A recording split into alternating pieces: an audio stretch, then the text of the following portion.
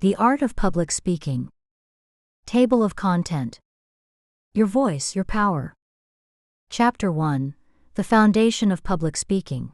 Understanding the power of communication. Chapter 2. Confidence is a skill, not a gift. Chapter 3. The audience-centered approach. Chapter 4. Structuring your message. Chapter 5. The power of storytelling. Chapter 6. The speaker's voice. Chapter 7. Body language and stage presence. Chapter 8. Persuasion and rhetoric. Chapter 9. Visual aids that work. Chapter 10. Handling Q&A with confidence.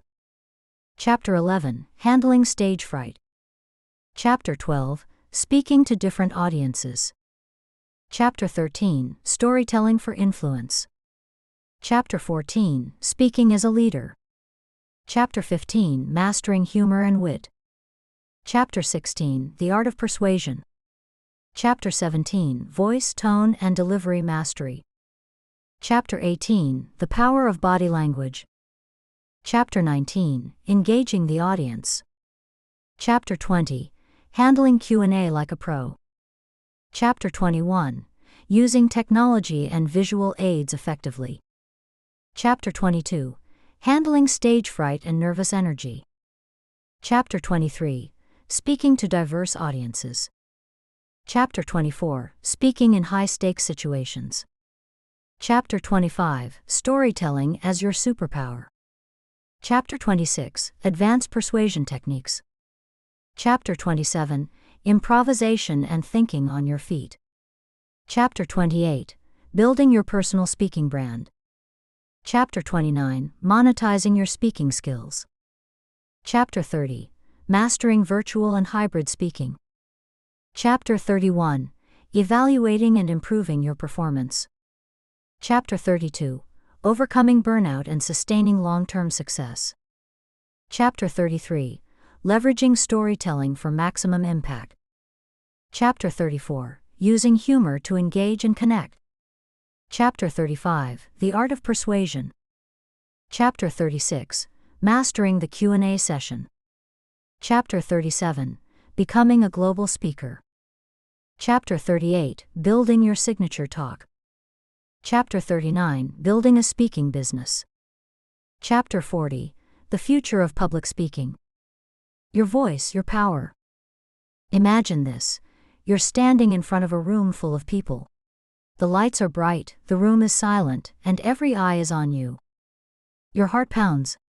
Your palms sweat. A voice in your head whispers, "What if I forget what to say? What if I embarrass myself? What if they don't care?" If this sounds familiar, you're not alone. Public speaking is one of the most common fears in the world, and one of the most powerful skills you can master. Because here's the truth. Your ability to speak clearly, confidently, and persuasively can transform your career, your relationships, and your life. Why public speaking matters more than ever. We live in a noisy world. Every day, billions of voices compete for attention, online, in meetings, at conferences, in classrooms. But the people who rise above the noise are the ones who can communicate with clarity, confidence, and purpose. Great speakers do more than inform, they inspire. They move people to act, to think differently, to believe in something bigger. You don't have to be a CEO, a politician, or a TED speaker to experience this power.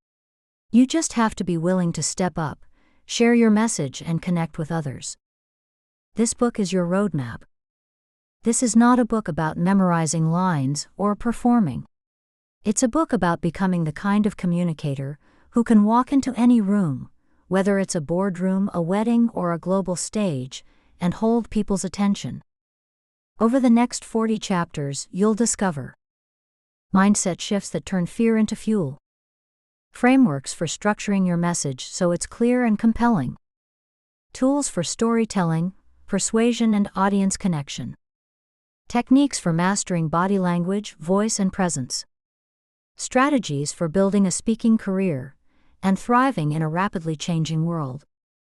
Along the way, you'll hear stories of leaders, teachers, comedians, and changemakers who learned how to use their voice to move the world, starting from the same nervous place you may be in now.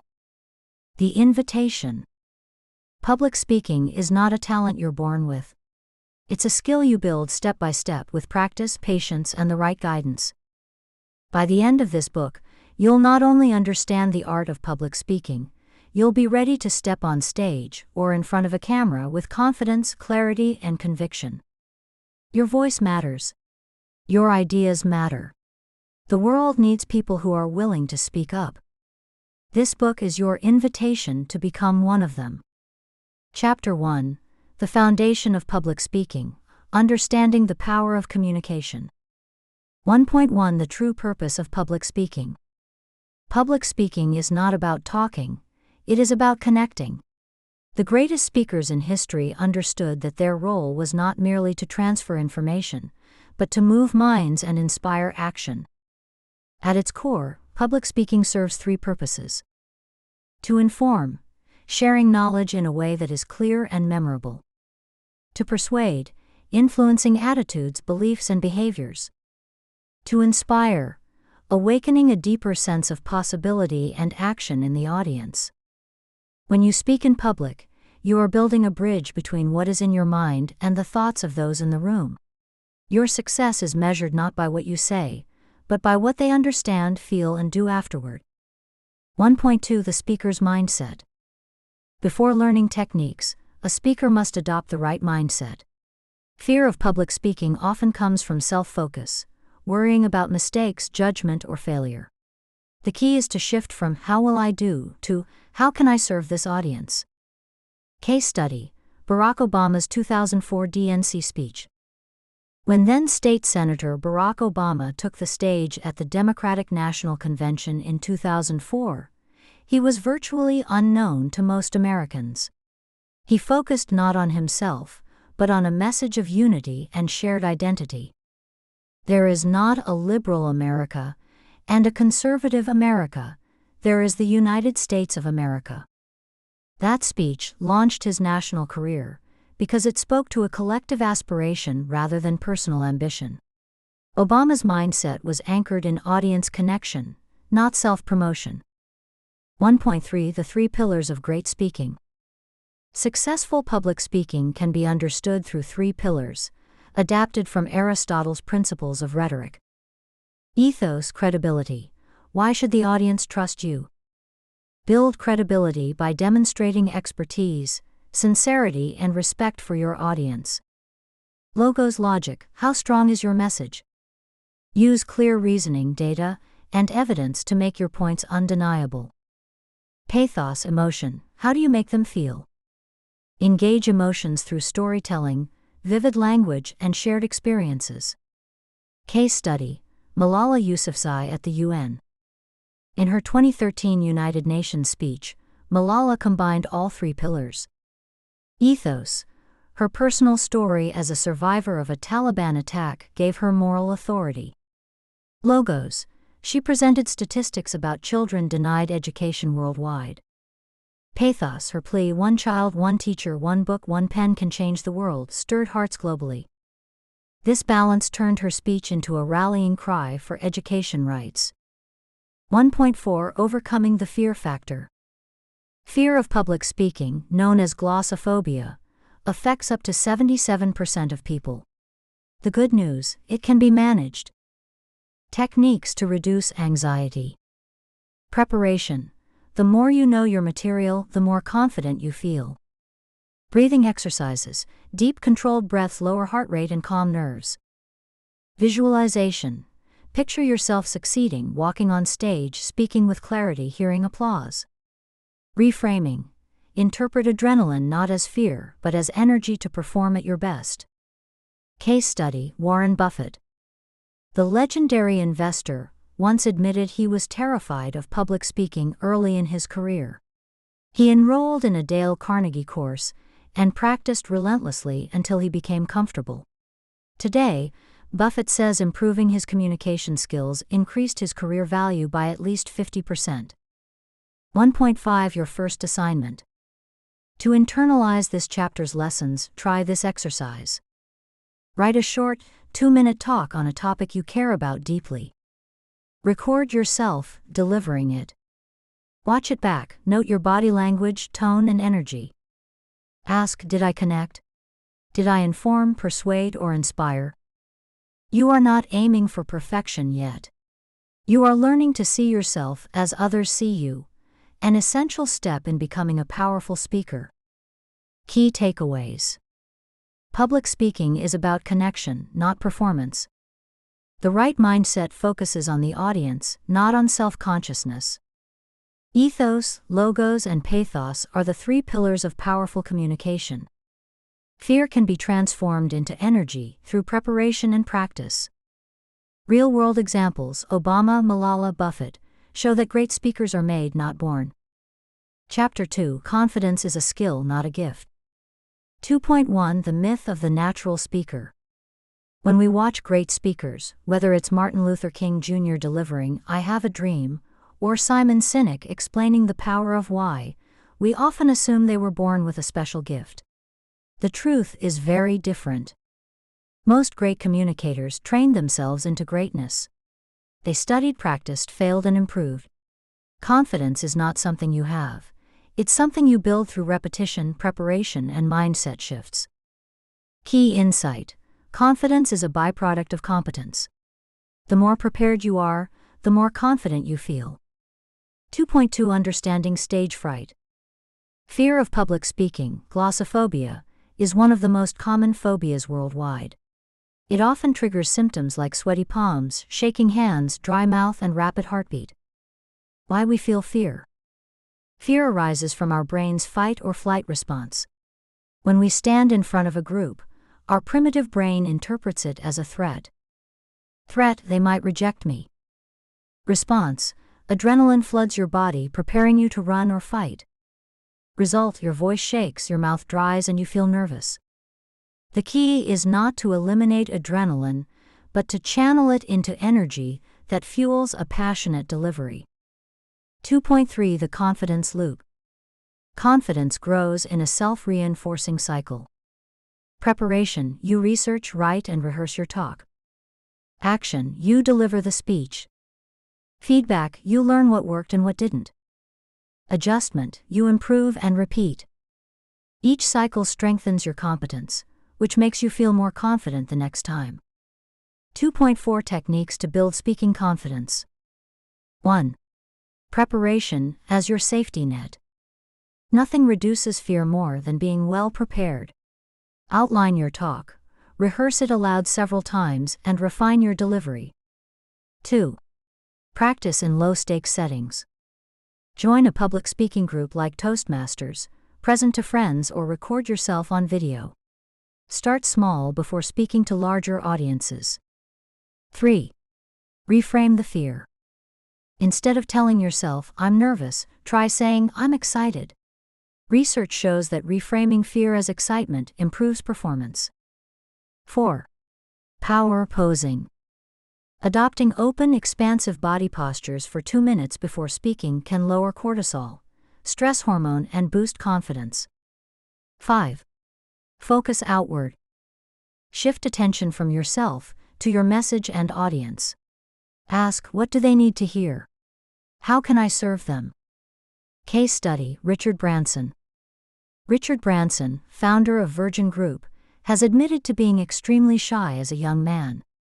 He struggled with dyslexia and avoided public speaking. But he knew that if he wanted to lead his company, he had to master communication. He forced himself to speak at small events, gave interviews, and practiced relentlessly. Today, Branson is known for his charismatic public presence, proof that confidence can be developed. Case study: Introverts who thrive. Susan Cain, author of Quiet: The Power of Introverts in a World That Can't Stop Talking, describes how she overcame her own fear of speaking by preparing meticulously and embracing her natural style rather than pretending to be an extrovert. Her TED Talk on introversion has been viewed over 30 million times. Her success shows that introverts can become compelling speakers, not by becoming louder, but by leaning into authenticity. 2.5 Exercises to build your confidence. The 30-second talk drill. Every day, speak for 30 seconds about a random topic, news story, object in the room, your morning routine. This builds spontaneity and comfort with your own voice. Video yourself, record a 2-minute talk, then watch it back. Notice posture, facial expressions, and vocal delivery. Repeat until you feel natural. Small wins: volunteer to speak in low-pressure environments, team meetings, small study groups, social events. Each success builds confidence for the next step. Power pose routine. Before a presentation, stand tall, take deep breaths, and visualize yourself delivering with poise. This primes your brain for success. 2.6 Building long-term confidence. Confidence is not a one-time achievement, it's an ongoing process. Every new audience and setting will challenge you in fresh ways. By continuing to prepare, practice, and reflect, you keep your confidence growing over time. Key insight: confidence compounds. The more you speak, the more capable you feel, and the more capable you feel, the more you speak. Key takeaways: confidence is built, not born, it's a skill you can develop. Stage fright is normal and can be transformed into energy. Preparation and repeated practice are the fastest ways to grow self-assurance. Even introverts and shy individuals can become powerful speakers. Small, consistent steps create lasting confidence. Chapter 3: The Audience-Centered Approach. 3.1 Why the audience comes first. One of the biggest mistakes new speakers make is assuming that a speech is about them, their ideas, their story, their expertise. In truth, a great speech is never about the speaker, it is about the audience. When you focus solely on what you want to say, you risk boring or alienating the people listening. But when you design every part of your message around what the audience needs, you capture attention and build trust. Key insight: your job is not to impress the audience, but to help them think, feel, or act differently after they hear you speak. 3.2 The Audience First Framework. Before writing your speech, ask these 3 questions. Who are they? Demographics: age, profession, education level. Psychographics: values, interests, challenges. Expectations: why they are attending. What do they need? Information they lack. Problems they need solved. Inspiration or encouragement they are seeking. What do you want them to do? Learn something new? Change a belief? Take action, buy, sign up, support a cause. When you have answers to these questions, you can craft a message that feels personal, relevant, and compelling. 3.3 How to build rapport quickly. Rapport is the invisible bridge between speaker and audience. Without it, even the most polished presentation falls flat.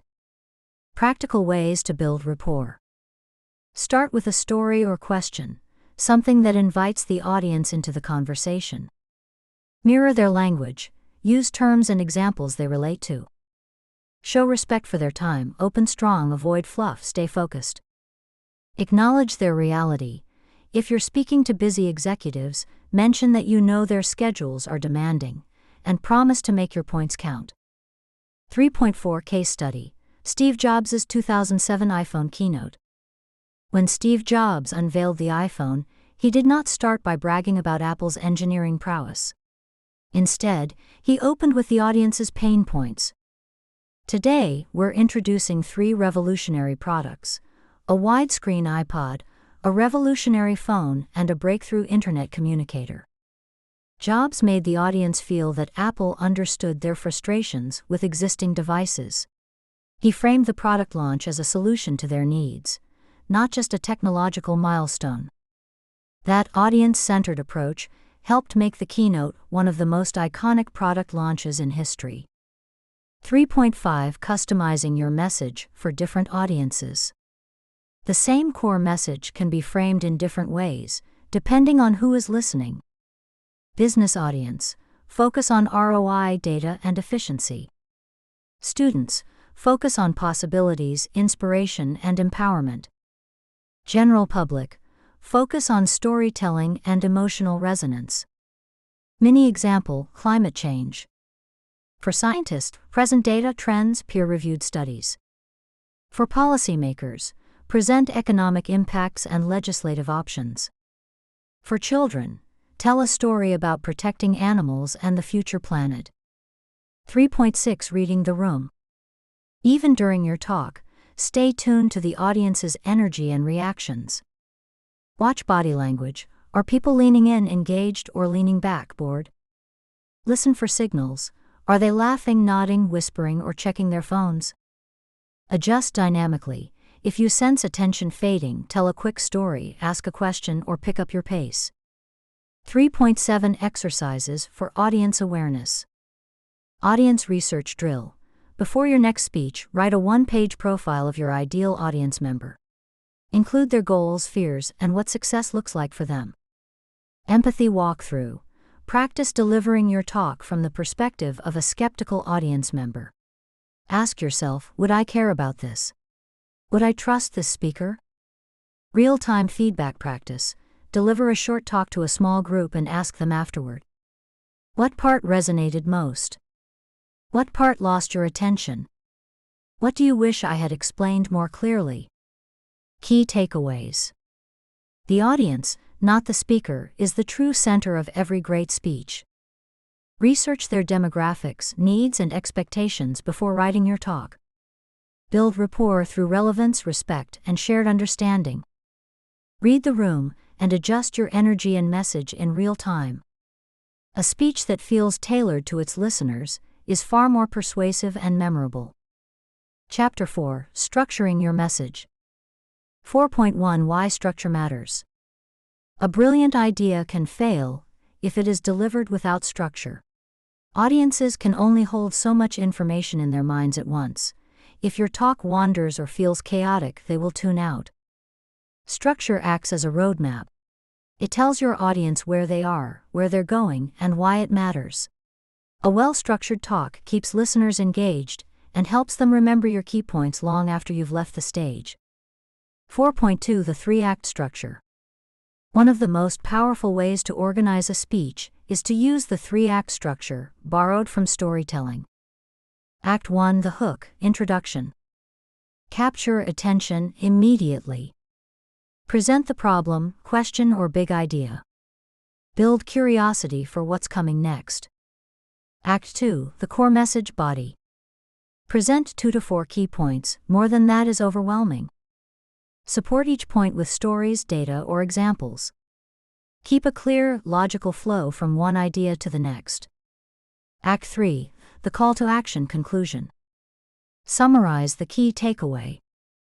End with an emotional punch, inspiring the audience to think or act differently. Leave them with a clear next step or memorable final line. 4.3 Crafting a powerful opening. The first 30 seconds of your speech are the most critical. They decide whether the audience leans in or checks out. Techniques for strong openings. A provocative question. What would you do if you had only 6 months left to live? A surprising statistic. Did you know that over 70% of people fear public speaking more than death? A short story. Share a moment that puts the audience right in the action. A bold statement. Everything you've been told about success is wrong. Case study. Chimamanda Ngozi Adichie. In her famous TED Talk, The Danger of a Single Story, Adichie opens with humor and relatability, describing her childhood reading habits. This personal story immediately draws the audience in, before she transitions into the deeper message about stereotypes and narratives. 4.4 Building a clear throughline. A throughline is the unifying thread that holds your entire talk together, a single idea that everything else supports. Without it, your speech can feel like a random collection of points. Formula. Everything in your talk should either support or advance your throughline, or it doesn't belong. Examples of strong throughlines. Simon Sinek's Start with Why. People don't buy what you do, they buy why you do it. Greta Thunberg's UN speech, Our house is on fire and we must act now. Steve Jobs' 2005 Stanford speech, Stay hungry, stay foolish.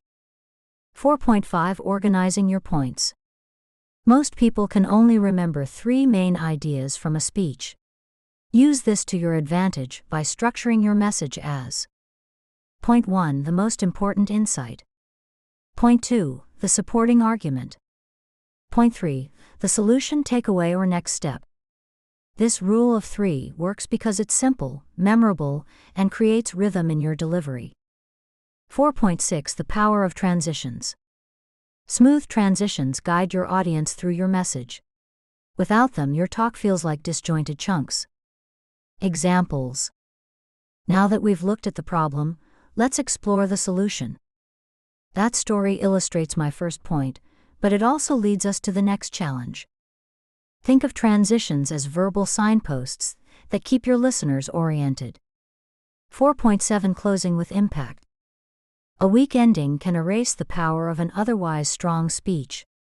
Your conclusion should reinforce your main message. Stir emotion, hope, urgency, inspiration. Give the audience a clear next step or a powerful line to remember. Case study: Martin Luther King Jr. MLK didn't end "I have a dream" with statistics or bullet points. He ended with poetic repetition. Free at last, that still echoes through history. A powerful closing line can make your message unforgettable. 4.8, exercises for structuring your message. The 3-point outline: choose a topic and write 3 main points. Build a short introduction and conclusion around them. Deliver as a 3 to 5 minute talk.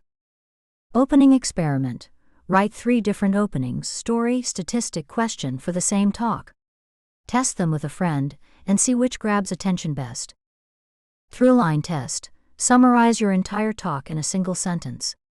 If you can't, your talk may lack a clear focus. Revise until it's crystal clear.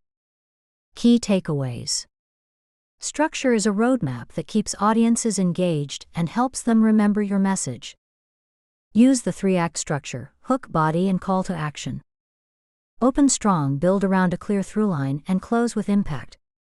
Organize content into 3 main points for maximum memorability. Transitions are the glue that holds your speech together.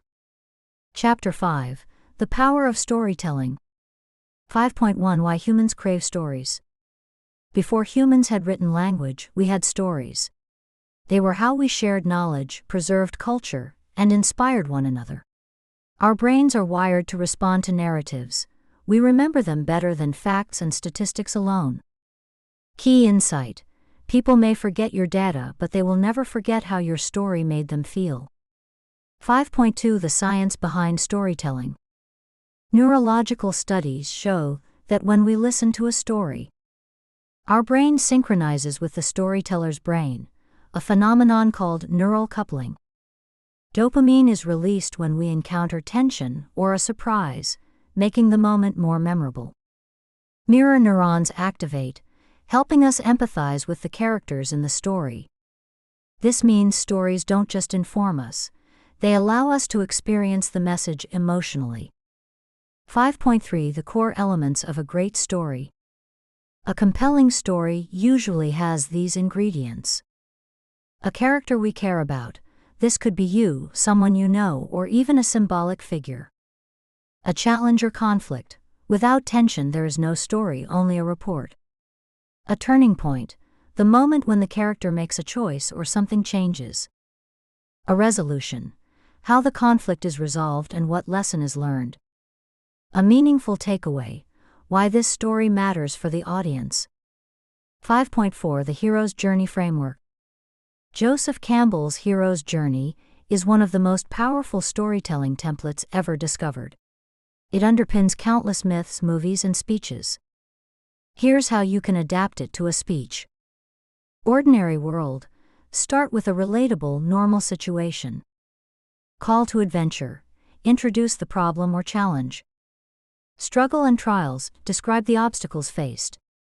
Moment of transformation. Show the breakthrough or key decision. Return with wisdom. Share what was learned and how it applies to the audience. Case study: J.K. Rowling's Harvard commencement speech. Rowling structured her talk around her own hero's journey.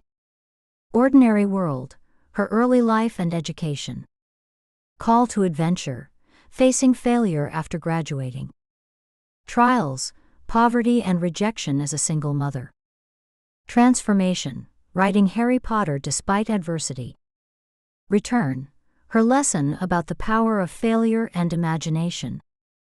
This structure turned her personal story into a universal message of hope. 5.5 Types of stories speakers can use. Personal stories build authenticity and connection. Client case studies show real-world applications and results. Historical stories provide inspiration and credibility. Metaphorical stories simplify complex ideas, e.g., building a bridge as a metaphor for collaboration. Case study: Brené Brown. In her TED Talk on vulnerability, Brené Brown uses personal stories about shame and connection. Her willingness to share her own struggles makes the audience lean in and trust her insights. 5.6 Balancing stories with data. Stories move hearts, but data backs up credibility. The most persuasive speeches combine both. Formula to remember: story plus statistic equals sticky message. Example: instead of just saying education changes lives, Malala Yousafzai shares her personal story and cites data about millions of children denied schooling. This combination turns emotion into action. 5.7 Practical tips for telling stories well. Be specific. Details make a story vivid. The coffee shop smelled like cinnamon is better than I was in a cafe. Use dialogue. Quoting actual words creates immediacy. Show, don't tell. Describe actions and emotions instead of just stating facts. Keep it tight. Avoid overloading with unnecessary details, aim for emotional clarity. 5.8 Exercises to strengthen your storytelling. Story bank. Create a personal database of 10 to 15 short stories from your life, moments of challenge, growth, failure, and triumph. These can be reused in different talks. Hero's Journey Mapping. Take one of your stories and outline it using the Hero's Journey framework. Practice delivering it aloud. Emotion Pass. After writing your story, underline words or phrases that carry emotional weight. Ask yourself, am I showing the emotion or just telling it? Time Constraint Challenge. Tell a story in 60 seconds, then in 3 minutes. Learn to adjust your pacing, depending on how much stage time you have. Key takeaways. Stories make your speech memorable and emotionally resonant. Every great story has a character, conflict, turning point, and resolution. The hero's journey is a powerful framework for structuring impactful narratives. Combine stories with data for both emotional and intellectual impact. Build a story bank and practice telling them often. Great storytelling is a muscle that gets stronger with use. Chapter 6: The Speaker's Voice. 6.1 Why your voice is your most powerful tool. You can have brilliant ideas and a well-structured message, but if your voice is monotone, too quiet, or too rushed, your audience will disengage. Your voice carries not just your words, but also your energy, authority, and emotion. Key insight: your voice is not just a channel, it's part of the message. 6.2 The Anatomy of Vocal Impact. A powerful speaking voice has 4 key qualities. Volume: loud enough to be heard, soft enough to invite attention. Pitch: varying highs and lows to avoid monotony. Pace: speeding up or slowing down to emphasize key points. Pauses: strategic silence that lets ideas sink in. When these elements are balanced, your voice becomes magnetic, guiding the audience through your message. 6.3 Breathing: the foundation of vocal power. Most vocal problems, shaky voice, running out of breath, weak projection, stem from poor breathing technique. The diaphragmatic breathing method. Stand tall, shoulders relaxed. Place one hand on your stomach. Breathe in deeply through your nose. Your stomach should expand, not your chest. Exhale slowly, controlling the breath. Practice this daily to strengthen your voice and calm pre-speech nerves. 6.4 Using pitch and tone. Pitch variation keeps your audience awake. A flat, monotone delivery signals boredom and causes listeners to tune out. Techniques to add variety. Go higher when asking questions or showing excitement. Go lower when making serious or important statements. Change tone to match emotion, curiosity, urgency, joy, or gravity. Case study: Martin Luther King Jr. In I Have a Dream, MLK's voice rises in pitch and power as he builds momentum toward his vision, creating a sense of emotional crescendo that stirs listeners. 6.5 Mastering pace. Speaking too fast can overwhelm your audience. Speaking too slow can make them impatient. Find a conversational pace, then adjust strategically. Slow down when making key points or delivering powerful lines. Speed up when telling a lighthearted story or building excitement.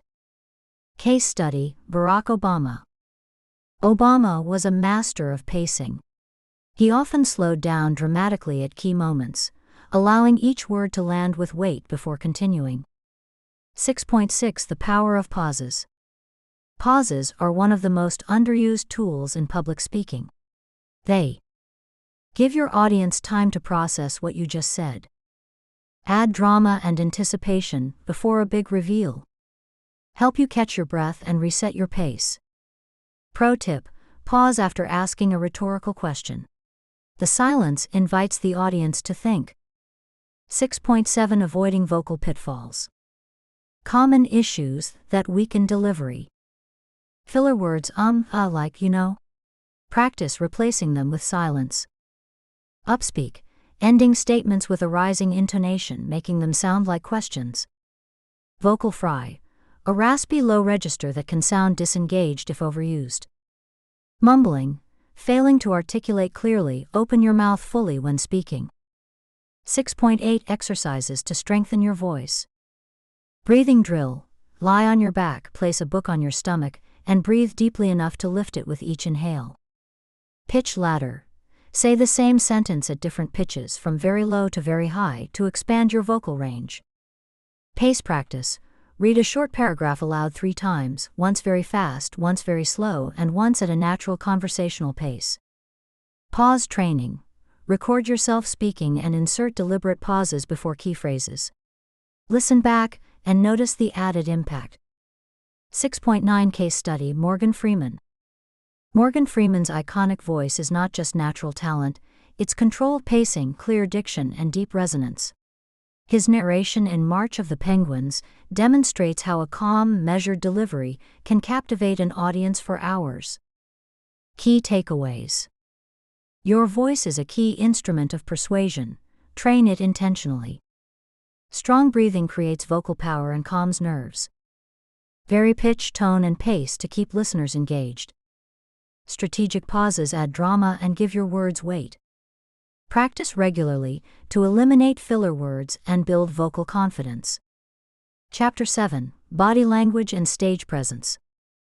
7.1 Why Nonverbal Communication Matters. Research shows that over 50% of communication is nonverbal. Your body language either reinforces your message or undermines it. A confident posture, open gestures, and purposeful movement can make even a simple message compelling, while nervous fidgeting or closed-off stances can distract and weaken your credibility. Key insight: your body speaks before your mouth does. 7.2 Posture, the foundation of presence. Strong posture communicates confidence before you say a word. How to stand on stage. Feet shoulder-width apart, balanced evenly. Knees slightly bent, not locked. Shoulders relaxed but back, avoid hunching. Head level, chin slightly raised to project confidence. A stable posture anchors you and helps control your breathing. 7.3 Gestures, speaking with your hands. Gestures are not extra, they are an extension of your speech. The right gestures. Emphasize key points. Make abstract ideas more concrete. Keep the audience visually engaged. Effective gesture types. Counting, using fingers to illustrate 3 key ideas. Illustrative, drawing shapes in the air to show size or movement. Inviting, open palms toward the audience to welcome them into your point. Impactful, a clenched fist or pointed finger used sparingly to signal intensity. Pro tip: keep gestures natural and controlled. Wild or repetitive motions can distract. 7.4 Eye contact, connecting without words. Eye contact builds trust and makes the audience feel seen. Practical techniques. Scan the room. Move your gaze across different sections, pausing briefly on individuals. Hold for 3 seconds. Stay with one person long enough to create connection, then move on. Avoid ping-pong eyes. Don't dart your eyes nervously around the room or stare only at one spot. 7.5 Movement, owning the stage. Stage movement should be purposeful, not random pacing. Anchor points: stay still when delivering your most important lines. Transition moves: walk to a new spot when moving to a new idea. Engagement moves: step closer to the audience when telling a personal story or asking a question. Case study: Tony Robbins.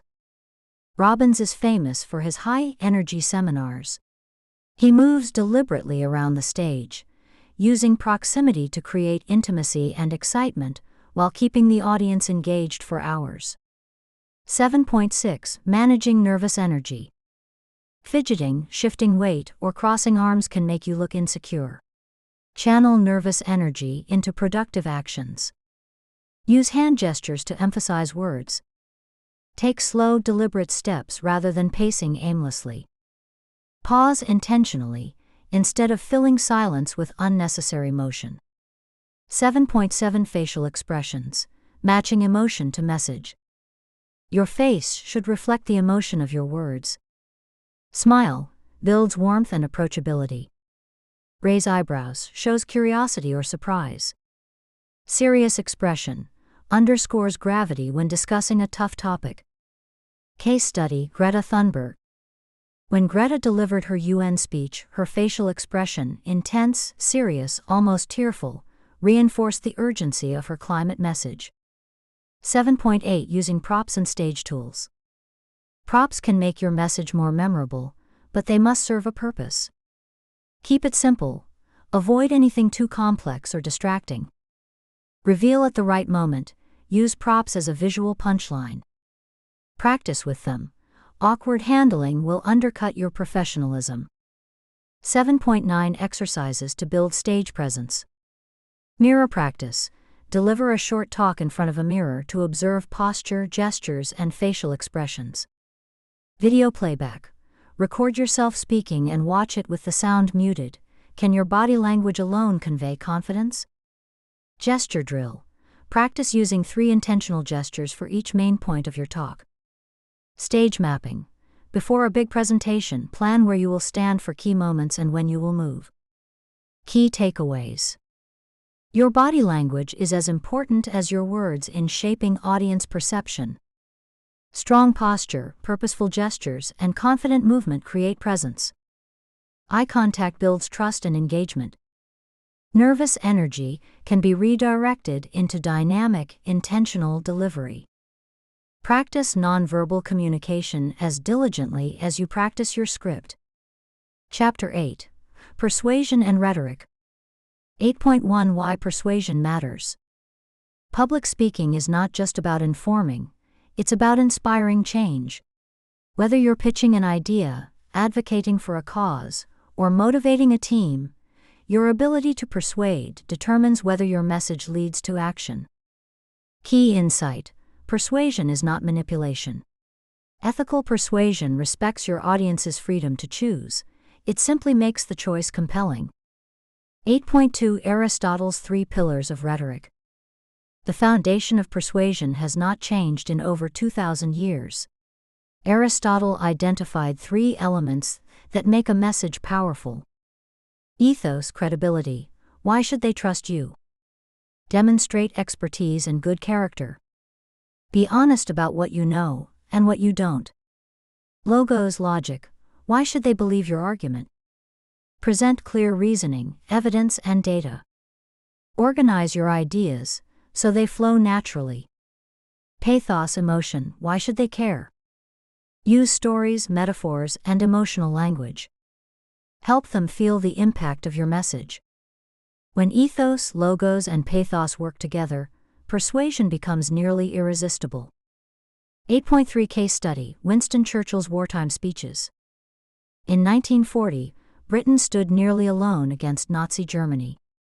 Churchill's speeches combined ethos, his reputation as a determined leader; logos, clear explanation of the stakes and strategy; pathos, stirring phrases like "we shall fight on the beaches," that ignited courage in ordinary citizens.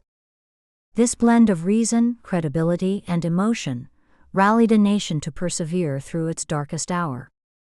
8.4 The Psychology of Persuasion. Modern research on influence highlights additional principles that can strengthen your message. Social proof: people look to others for guidance, use testimonials, case studies. Authority: expertise signals trust, cite credible sources, credentials. Reciprocity: give value first, a tip, insight, or resource, before asking for action. Scarcity: limited opportunities motivate quicker decisions, but use honestly. Consistency: remind people of their own commitments and values to inspire follow-through. Case study: Martin Luther King Jr. In I Have a Dream, MLK invoked America's founding documents, reminding listeners of shared values, consistency, and painted a vivid picture of a better future, pathos, making action feel both morally necessary and emotionally urgent. 8.5 Building a Persuasive Argument. To structure a persuasive talk, use this framework. Hook: capture attention with a story or startling fact. Problem: show the audience why the status quo is unacceptable. Solution: present your idea as the way forward. Proof: provide evidence that your solution works. Call to action: clearly state what you want them to do next. Pro tip: spend enough time building the problem. If your audience doesn't feel the pain, they won't seek the cure. 8.6 Language that persuades. The words you choose matter. Persuasive language should be clear, avoid jargon that confuses. Vivid: use concrete imagery instead of abstract terms. Inclusive: use we and us to create unity. Active: favor strong verbs over passive constructions.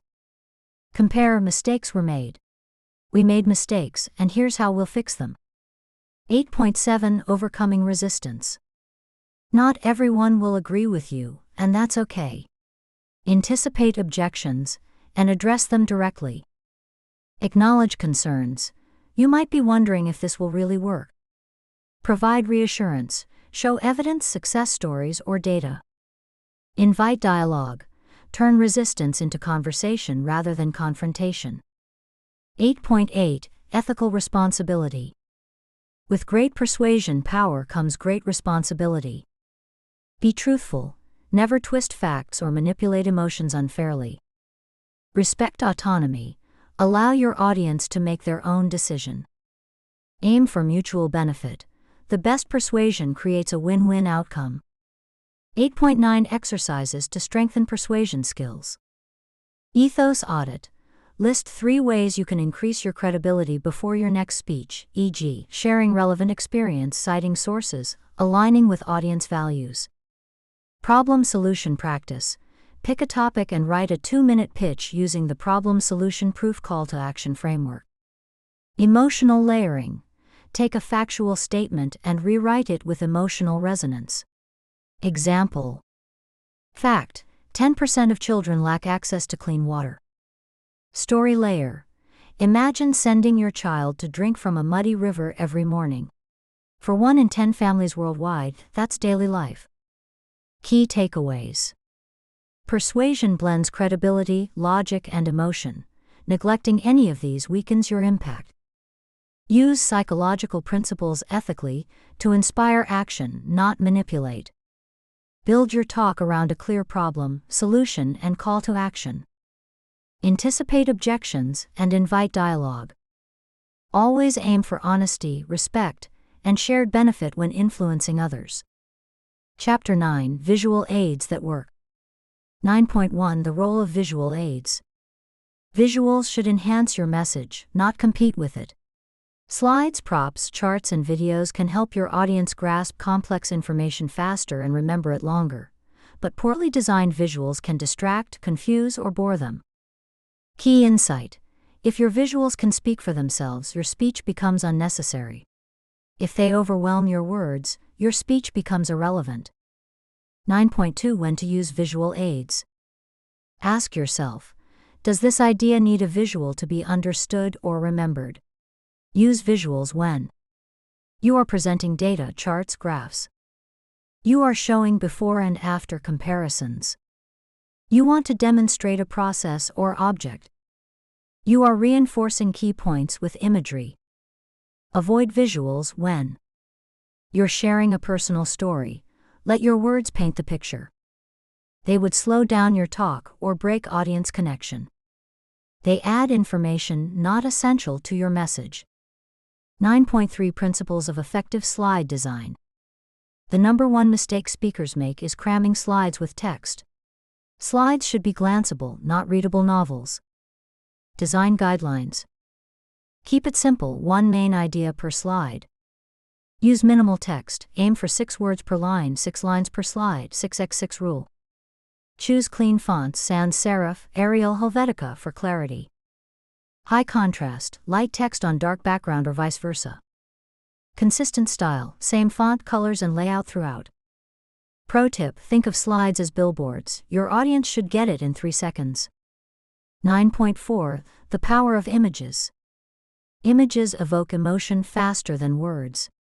Use photos, real high-quality images over stock clichés. Metaphors. A powerful photo can illustrate an abstract idea. Minimalist layout. Let one striking image fill the screen with a single phrase or number. Case study: Steve Jobs. Jobs famously used slides with a single product image or number, no bullet points, allowing the audience to focus entirely on his words as he told the story. 9.5 Using data wisely. Charts should make data easy to interpret, not harder. Choose the right chart. Bar chart for comparison. Line chart for trends over time. Pie chart for proportions, but keep slices to 5 or fewer. Label clearly, no guessing what the axes mean. Highlight key insight. Use color or callouts to direct attention. Case study: Hans Rosling. In his TED Talk, Rosling animated global health data with bubbles and motion, turning statistics into a dynamic story of progress. He used visual movement to keep audiences engaged. 9.6 Props and demonstrations. Props can make a presentation unforgettable when used purposefully. Keep it relevant. A prop must reinforce your point. Practice handling it. Avoid awkward fumbling. Reveal strategically. Build curiosity before the reveal. Case study: Bill Gates and mosquitoes. In his talk about malaria, Gates opened a jar of mosquitoes on stage, harmless ones. The room's attention locked instantly. A perfect example of a memorable, message-driven prop. 9.7 Videos and multimedia. Video can be powerful, but use sparingly.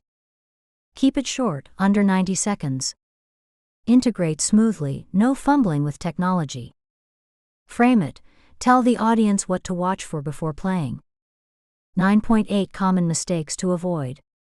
Reading your slides word for word. Overloading with text or complex charts.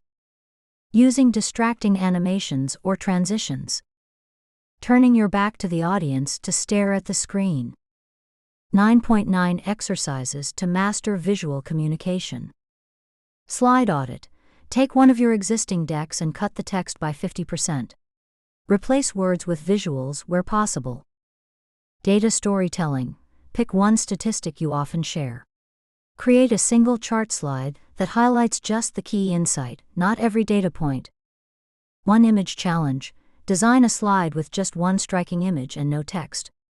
Practice explaining your point using only that image as the prompt. Key takeaways. Visual aids are powerful when they simplify and clarify, not when they overload. Slides should be glanceable, image-driven, and minimal. Use props, charts, and videos intentionally, each must serve your message. Practice integrating visuals into your talk so they feel seamless. Your words are primary, visuals should support, not replace, your presence. Chapter 10, Handling Q&A with Confidence. 10.1 Why Q&A Matters. For many audiences, the Q&A session is the most valuable part of a presentation. It's where your message is tested, clarified, and applied to their real concerns. Handled well, Q&A reinforces your credibility, builds trust through transparency, turns a speech into a two-way conversation. Key insight: the way you respond under pressure can be more persuasive than the talk itself. 10.2 Preparing for Q&A. Preparation is the difference between a confident exchange and an awkward scramble. Steps to get ready. Anticipate questions. List 10 to 15 likely questions, from easy clarifications to tough challenges. Rehearse your answers. Practice giving clear, concise responses. Aim for 30 to 60 seconds. Identify tricky topics. Decide in advance what you'll say if you don't know an answer, or if a question is outside scope. Set ground rules. If moderating, let the audience know how Q&A will work. Time limits, microphones, order. 10.3 Structuring a strong answer. Think of your response as a mini speech. Acknowledge the question. Great question, thanks for asking. Answer concisely. Lead with the most important point. Give context. Add one example, fact, or story. Bridge back. Link your answer to your main message or takeaway. 10.4 Staying calm under pressure. Nerves are natural, but they can be managed. Breathe before you speak. Take a second to gather thoughts. Paraphrase the question. This buys time and ensures you understood it. Keep your body language open. Maintain eye contact. Avoid crossing arms or stepping back defensively. Slow down. A rushed answer can seem evasive or unsure. 10.5 Handling difficult questions. 1. Hostile or aggressive questions. Stay respectful. Keep tone calm and professional. Find the core issue. I hear your concern is about X, let's address that. Avoid debate mode. Stick to facts and bring discussion back to shared goals. 2. Off-topic questions. Acknowledge briefly, that's an interesting point. Redirect, let's focus on today's topic, we can chat afterward if you'd like. 3. Gotcha questions. Pause and smile, show you're not rattled. Bridge, use a phrase like, here's what I think is most important, and reframe toward your key message. 10.6 Admitting when you don't know. It's okay to not have every answer. Say something like, I don't have that data right now, but I'll be happy to follow up. Honesty builds credibility. Never bluff or make up information. It's too easy for someone to fact-check later. 10.7 Encouraging audience participation. If the room is quiet, ask a seed question yourself. One question I often get is, give people time to think. Silence can feel uncomfortable but often leads to better questions. Use technology, polls, chat tools for large or virtual audiences. 10.8 Case studies. Case study 1, Elon Musk at Tesla Q&A. Musk often receives highly technical or skeptical questions from investors.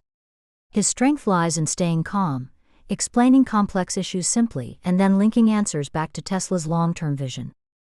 Case study 2, Oprah Winfrey. Oprah is a master at paraphrasing questions before answering, making the questioner feel heard and keeping the entire audience engaged. 10.9 Exercises to build Q&A skills. Hot seat practice. Have a colleague or friend fire rapid questions at you for 5 minutes. Focus on staying calm and concise. 30-second rule. Time yourself answering a question in 30 seconds or less. This forces clarity and prevents rambling. Reframe drill. Take a challenging or hostile question and rewrite it as an opportunity to reinforce your core message. 10.10 Closing after Q&A. Don't let the last question be the final word. You should have the last word. End by summarizing your key takeaway. Thank you for the great questions. If there's one idea I'd like you to remember, it's this. This ensures the session ends on your terms and reinforces your message. Key takeaways. Prepare for Q&A by anticipating likely questions and practicing clear, concise answers.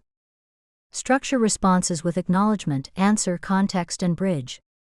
Stay calm, use open body language, and slow your delivery under pressure.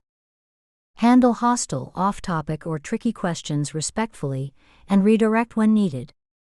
Always close the session with a strong final message. Chapter 11, Handling Stage Fright. 11.1 The Universal Fear. Fear of public speaking consistently ranks among the top human fears, higher than fear of heights, snakes, or even death in some surveys. This fear isn't weakness, it's biology.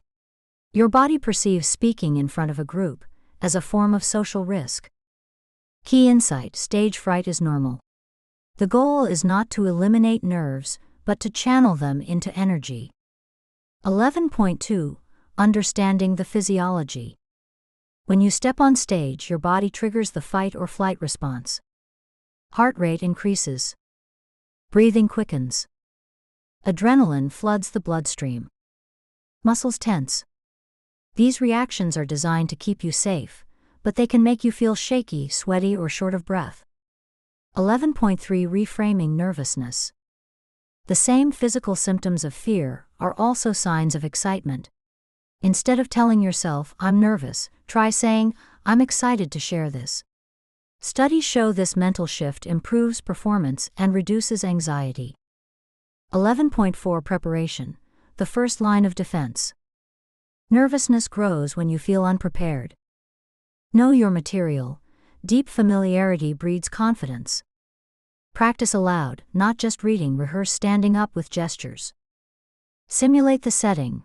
Practice in the room if possible, or visualize being on stage. Case study: TED speakers.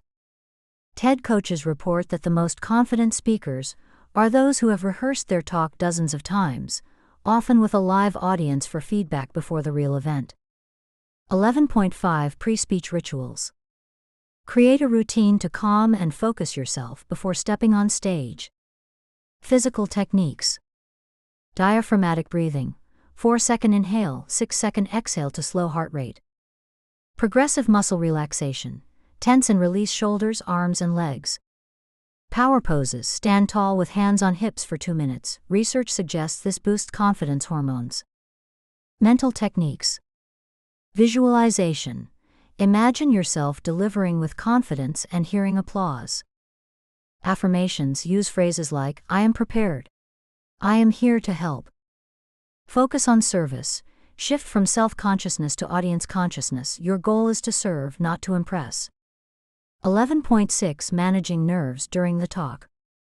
Even with preparation, adrenaline will still be present. Here's how to use it. Start with a smile. It relaxes your body and warms the audience. Use a strong opening. A story, question, or striking fact captures attention and helps you settle into flow. Anchor physically. Plant your feet for the first minute. Avoid pacing too soon. Pause to breathe. If your voice shakes, take a slow breath before continuing. 11.7 Turning adrenaline into performance energy. Adrenaline can actually enhance performance if harnessed. Your voice has more power. Your presence becomes more vibrant. Your focus sharpens. Pro tip: treat adrenaline like rocket fuel. Learn to steer it instead of fighting it. 11.8 Handling mistakes gracefully. Fear of failure amplifies stage fright. But mistakes happen, and the audience is usually forgiving. If you forget a line, pause, smile, glance at notes if needed, and continue. If technology fails, acknowledge it and keep going. Humor helps. If you trip or fumble, make light of it. The audience will admire your composure. Case study: Brené Brown. During her famous TEDx talk, Brown stumbled over words and even laughed at herself, which only made her more relatable and beloved. 11.9 Long-term confidence building. Stage fright decreases with exposure and experience. Speak often. Volunteer for small speaking opportunities. Record yourself. Watch and identify what went well before focusing on what to improve. Join a club. Groups like Toastmasters provide a safe environment to practice regularly. 11.10 Exercises to reduce stage fright. Breath training. Spend 5 minutes daily on slow breathing exercises to improve calmness and vocal control. Visualization drill. Close your eyes and picture walking on stage with confidence, hearing applause, and delivering flawlessly. Small wins. Speak up in a meeting or small group once a day to build micro-confidence. Desensitization. Gradually increase the size of your audience over time to normalize the experience. Key takeaways. Stage fright is a natural biological response.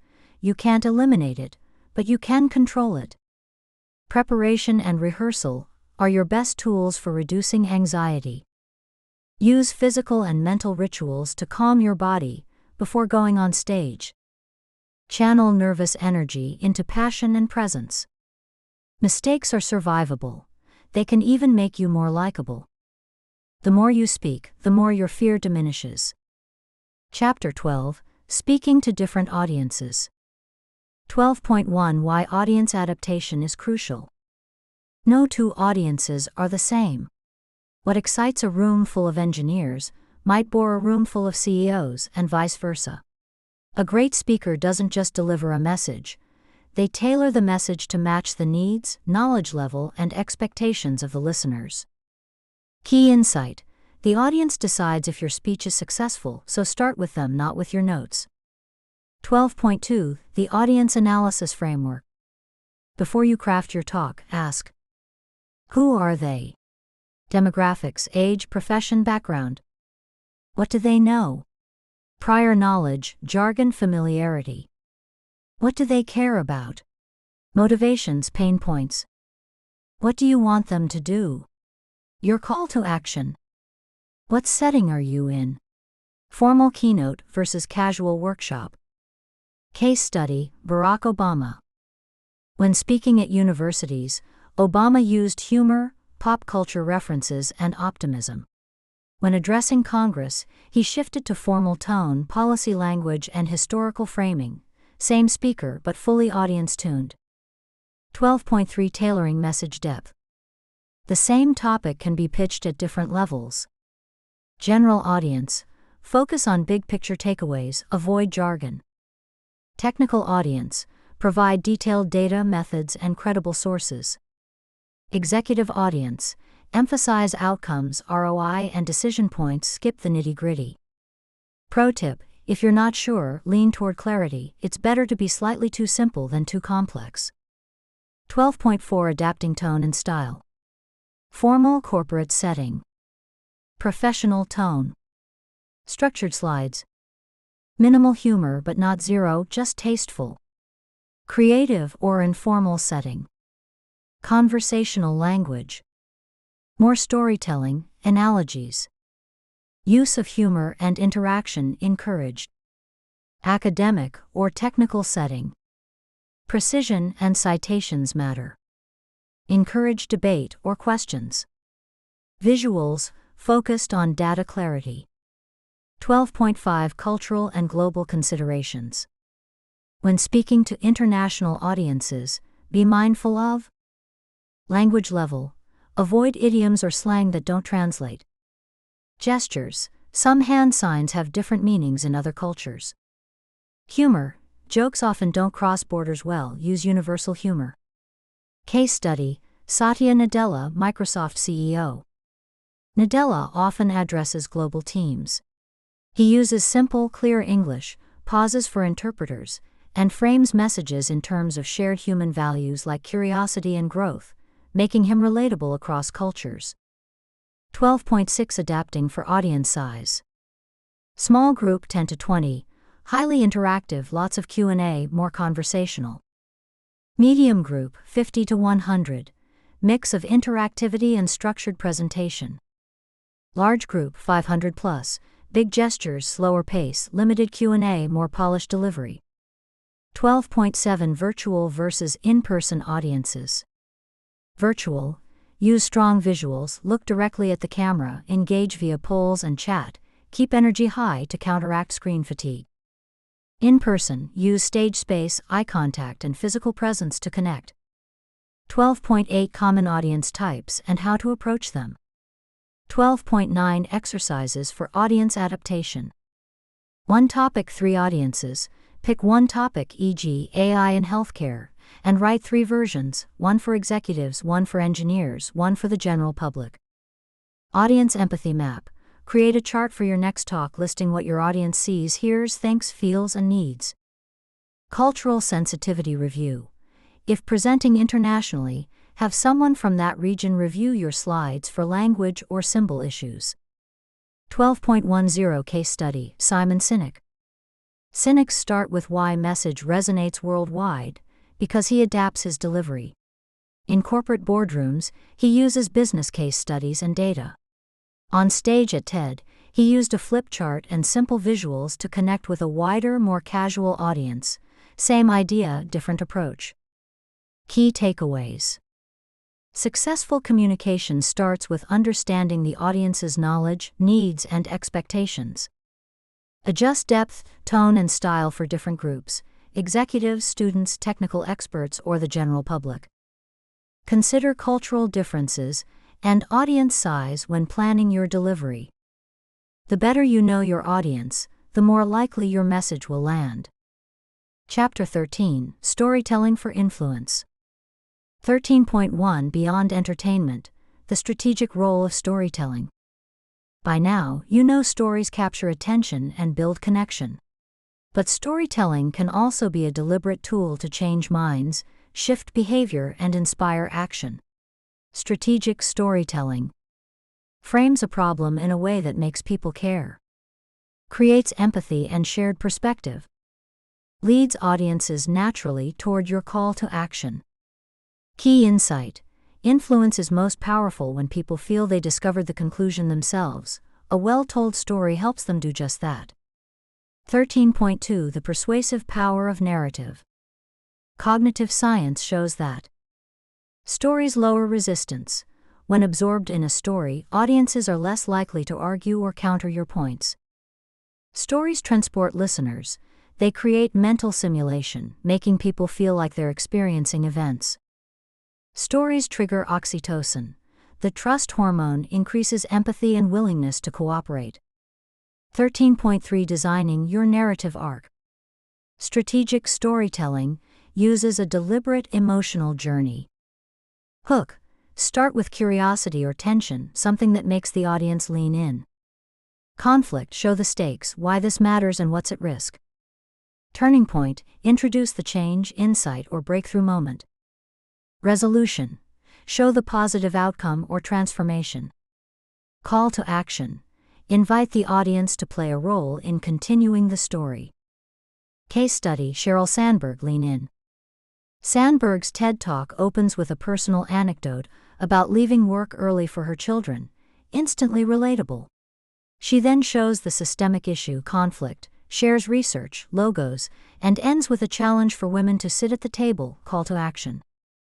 13.4 Crafting characters your audience cares about. Influence grows when listeners see themselves in your story. Make characters relatable, ordinary people facing real challenges. Show vulnerability. Flaws make characters human and build trust. Create aspirational outcomes. Show what's possible for the audience if they take action. 13.5 Using suspense and surprise. Suspense keeps attention locked. Surprise creates a memory spike. Ways to add them. Start with a question the story will answer. Delay the resolution to build curiosity. Include an unexpected twist that shifts perspective. Case study: Nancy Duarte. In Resonate, Duarte shows how great speeches use a sparkline, alternating between what is and what could be, creating tension and release that keeps audiences engaged until the climax. 13.6 Data plus story equals convincing and memorable. Numbers inform but stories persuade. Combine them. Anchor data with a face. Turn a statistic into a human story. Use data as the twist. Lead with a narrative, then reveal a surprising number that reframes the issue. Example: charity. Water often shares a personal story of someone walking hours for water, then reveals global data, making the problem feel real and urgent. 13.7 Emotional layering. Use emotion deliberately, not randomly. Start with empathy, build connection with shared struggles. Move to hope, show that change is possible. End with inspiration. Leave your audience feeling empowered to act. Pro tip: too much negative emotion, fear, guilt, can paralyze action, balance it with optimism. 13.8 Story patterns for influence. Here are 3 powerful templates for persuasive storytelling. The before and after story. Before, life as it was, problem. After, life as it could be, solution. Invitation: you can help make this happen. The overcoming the monster story. Monster: the big challenge or threat. Hero: your audience or solution. Victory: how the monster is defeated. The quest story. Goal: big aspiration. Journey: struggles faced. Reward: transformation and what's next. 13.9 Exercises for strategic storytelling. Audience as hero exercise. Rewrite one of your stories, making the audience the protagonist. What role do they play? Tension mapping. Chart the emotional highs and lows of your story. Is there enough buildup before resolution? Data story flip. Take a statistic you often share and build a short narrative around a person affected by that number. 13.10 Case study, Malala Yousafzai. When Malala addressed the UN, she told the story of being shot for attending school, a gripping personal narrative. But she didn't stop there. She widened the frame to millions of girls worldwide, data, and ended with a call to action for global education reform. The result? A story that moved governments to act. Key takeaways. Stories are not just entertainment, they're a strategic tool for influence. Use narrative arcs to take your audience on an emotional journey toward action. Combine data with human stories to make facts memorable. Build characters and conflicts that resonate with your listeners. Always end with an invitation. Make the audience part of the story. Chapter 14, Speaking as a Leader. 14.1 Leadership and Communication. Leadership and communication are inseparable. A leader's words shape culture, clarify vision, mobilize action, build trust. Key insight: the best leaders don't just inform, they inspire. 14.2 The leadership voice. Speaking as a leader requires clarity. People must understand where you're going. Credibility. People must believe you mean it. Conviction. People must feel your passion. Your leadership voice blends authority with empathy, firm enough to guide, human enough to connect. 14.3 Speaking to set vision. Leaders must paint a picture of a desired future. Your job is to answer. Where are we now? Where are we going? Why does it matter? Case study, Martin Luther King Jr. King's I Have a Dream speech painted a vivid picture of a just future. He didn't just argue for equality, he made listeners see it. 14.4 The language of inspiration. Leaders use words that lift and motivate. Inclusive language, we are together. Positive framing, speak to opportunities, not just obstacles. Metaphors and imagery, help people visualize abstract ideas. Pro tip: replace we have to with we get to, shifting from obligation to opportunity. 14.5 Aligning teams through communication. Leaders repeat key messages often, in different formats, until everyone knows the mission. Consistency matters, your words must match actions. Simplify, make messages repeatable so others can share them. Celebrate small wins, use speeches to reinforce progress and momentum. Case study, Satya Nadella at Microsoft. When Nadella became CEO, he introduced the growth mindset mantra repeatedly in memos, town halls, and interviews, until it became embedded in Microsoft culture. 14.6 Speaking in times of crisis. Crisis communication is a defining leadership moment. Be visible, silence erodes trust. Be honest, share what you know and admit what you don't. Be empathetic, acknowledge fear or loss before pivoting to action. Case study, Jacinda Ardern. After the Christchurch tragedy, New Zealand's Prime Minister spoke with compassion, wore local dress to honor victims, and united a grieving nation, showing both strength and humanity. 14.7 Speaking to diverse stakeholders. Leaders often speak to employees, customers, investors, and the public, sometimes all at once. Adapt depth, technical detail for employees, big picture for investors. Maintain consistency. The core message must stay the same across groups. Balance transparency with prudence. Say enough to build trust without breaching confidentiality. 14.8 Storytelling as a leadership tool. Leadership stories do more than entertain, they define identity. Origin stories, why the organization exists. Hero stories, examples of employees or customers living the mission.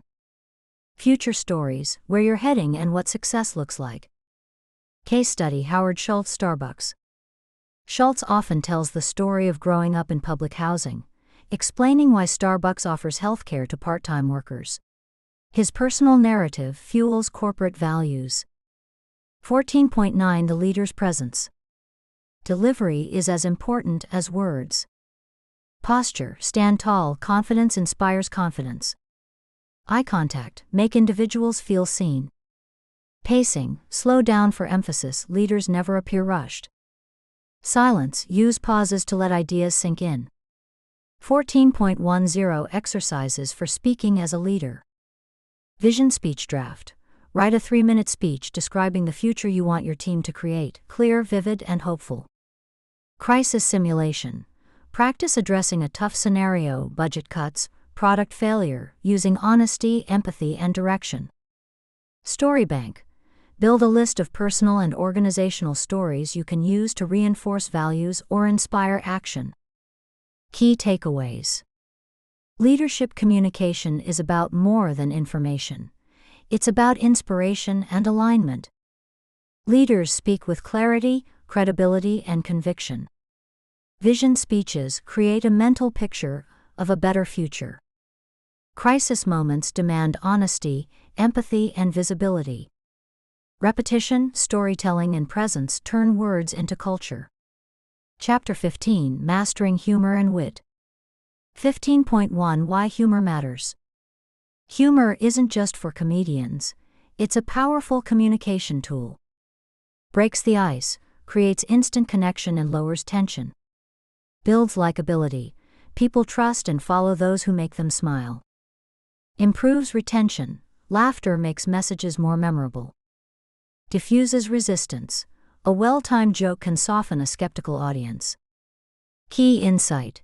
Humor doesn't mean telling jokes, it means inviting the audience to share a moment of delight. 15.2 The psychology of humor. Humor works because it surprises, it leads the audience one way then twists unexpectedly. Releases tension, people laugh when they feel relief. Creates belonging, shared laughter bonds speaker and audience. 15.3 Types of humor for public speaking. Not all humor is equal. Choose what fits your personality and audience. Observational humor. Point out something funny about the situation. Self-deprecating humor. Poke gentle fun at yourself, it humanizes you. Exaggeration. Take a point to a humorous extreme. Callback humor. Refer to an earlier point or audience moment for a laugh. Case study, Barack Obama. Obama often used self-deprecating humor at the White House Correspondents' Dinner. My approval rating is so low, disarming critics and appearing relatable. 15.4 Rules for safe, inclusive humor. Humor can unite or divide. Keep it safe by avoiding offensive or divisive topics, politics, religion, stereotypes. Never punching down, make fun of yourself or shared frustrations, not vulnerable groups. Keeping it professional. Remember, your credibility is at stake. 15.5 Timing, the secret sauce. Comedy equals timing plus surprise. Pause before the punchline, build anticipation. Pause after, give space for laughter before continuing. Don't step on the laugh. If the audience is laughing, let them finish. 15.6 Using humor to reinforce points.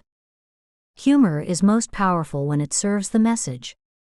Use a funny analogy to explain a complex idea. Lighten a heavy topic to keep the audience engaged. Open with humor to set a friendly tone. Case study, Ken Robinson. In his famous TED Talk, Robinson used gentle humor every few minutes, keeping a serious topic, education reform, engaging while reinforcing key points. 15.7 Physical and situational humor. You don't have to tell jokes, sometimes your delivery is enough. Facial expressions, a raised eyebrow can get a laugh. Exaggerated gestures, playful mimicry of a situation. Responding to the room, if a mic squeals, make a lighthearted comment, shows quick wit. 15.8 When humor fails. Even pros bomb sometimes, the key is to recover gracefully. Smile and move on, don't dwell or apologize too much. Acknowledge it lightly, well, that one was just for me. Refocus quickly, return to your main message. 15.9 Exercises for developing humor. Humor journal. Write down 3 funny things you notice each day, trains your brain to spot humor. Story punch-up. Take a story you already tell and add one humorous exaggeration or line. Timing practice. Rehearse a line with a pause before the funny part, record yourself and adjust pacing. Open with a smile. Before speaking, smile genuinely, it primes both you and the audience for warmth. 15.10 Case study, Brené Brown. Brown's talks about shame and vulnerability are often deeply emotional, but she sprinkles in humor. This is not a TED Talk on salsa dancing, trust me. This balance keeps the audience engaged, safe, and open to difficult truths. Key takeaways. Humor is a tool, not a gimmick. Use it to build connection and reinforce your message. Safe, inclusive humor wins. Avoid divisive topics or cheap shots. Timing and pauses make humor land. Self-deprecating humor shows confidence and relatability. If a joke fails, smile and keep going. Your composure is what matters most. Chapter 16, The Art of Persuasion. 16.1 Why Persuasion Matters. Public speaking isn't just about sharing information. It's about moving people to think, feel, and act differently. Persuasion is the skill that turns a good speech into a transformative experience. Key insight: persuasion is not manipulation. It's helping people see why your idea is in their best interest. 16.2 Aristotle's 3 Pillars. The classic framework for persuasion still holds true. Ethos, credibility. Why should they trust you? Pathos, emotion. Why should they care? Logos, logic. Why should they believe the argument? The most persuasive speeches balance all 3. 16.3 Building ethos, the trust factor. Credibility comes from expertise, show you know your stuff, share credentials, experience, or research. Authenticity, be honest about limitations, audiences trust humble confidence. Consistency, align words with actions, credibility grows over time. Case study, Warren Buffett. Buffett is trusted not just because he's successful, but because he communicates with humility and candor, using plain language that makes complex finance accessible. 16.4 Pathos, leading with emotion. Emotion drives action more than facts alone. Ways to activate emotion. Stories, humanize your message. Imagery, help them picture success or consequences of inaction. Tone and energy, passion is contagious, speak with conviction. 16.5 Logos, structuring your argument. Logic persuades the rational brain. Start with the problem, why this matters now. Present evidence, data, research, expert quotes. Offer a clear solution. Show why your idea works better than alternatives. Address objections, anticipate doubts before they arise.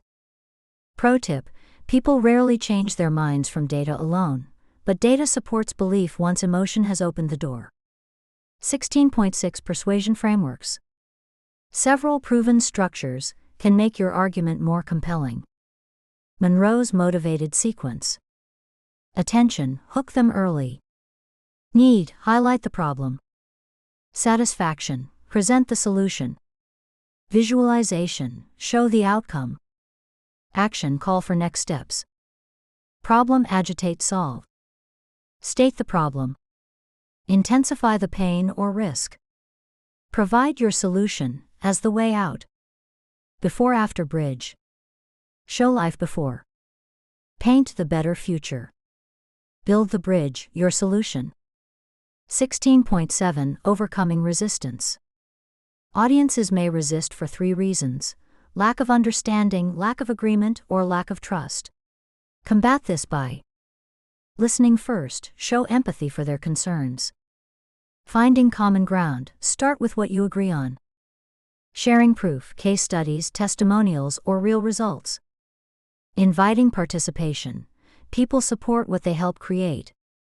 Case study, Greta Thunberg. In her climate speeches, Greta combines logos, scientific facts, pathos, urgent language, moral framing, and ethos, her personal activism, compelling audiences to act. 16.8 Nonverbal persuasion. Your body can persuade as much as your words. Confident stance, open posture signals authority. Gestures, emphasize key points visually. Eye contact, builds trust and makes persuasion personal. 16.9 Ethical persuasion. True persuasion respects the audience's autonomy. Be transparent, share your motives. Use facts honestly, don't twist data. Respect choice, aim to influence, not coerce.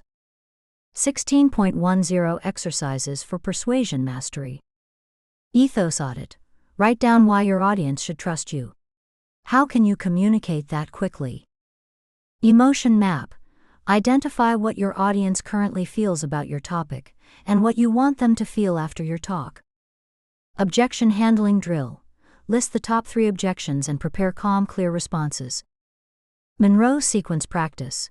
Create a 5-minute talk following Monroe's motivated sequence on a topic you care about. Key takeaways. Persuasion blends credibility, ethos, emotion, pathos, and logic, logos. Great persuasive speeches follow a clear structure, leading audiences toward action step by step. Anticipate resistance and address it respectfully. Ethical persuasion empowers rather than manipulates. Use stories, data, and presence together for maximum impact. Chapter 17 Voice, Tone, and Delivery Mastery.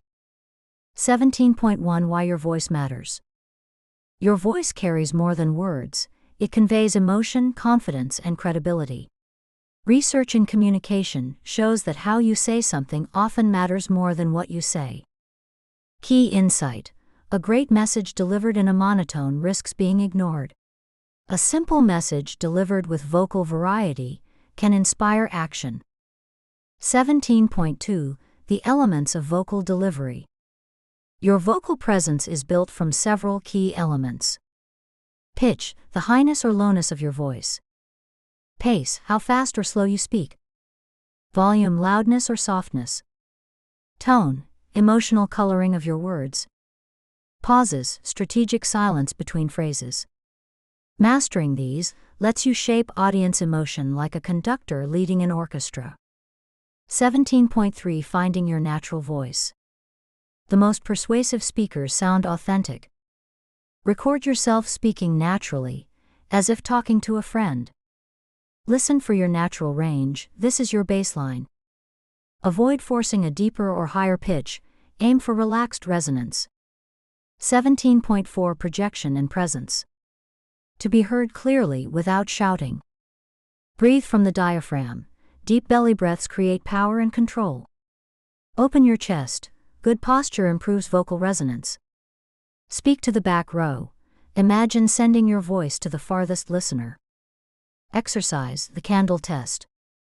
Place a candle 2 feet away and speak loudly enough to make the flame flicker, without yelling. 17.5 Pacing and pausing. Fast pace equals energy, slow pace equals gravity. Use pacing deliberately. Speed up when sharing excitement or telling a funny story. Slow down when delivering key points or serious messages. Pause. After an important statement, let it land.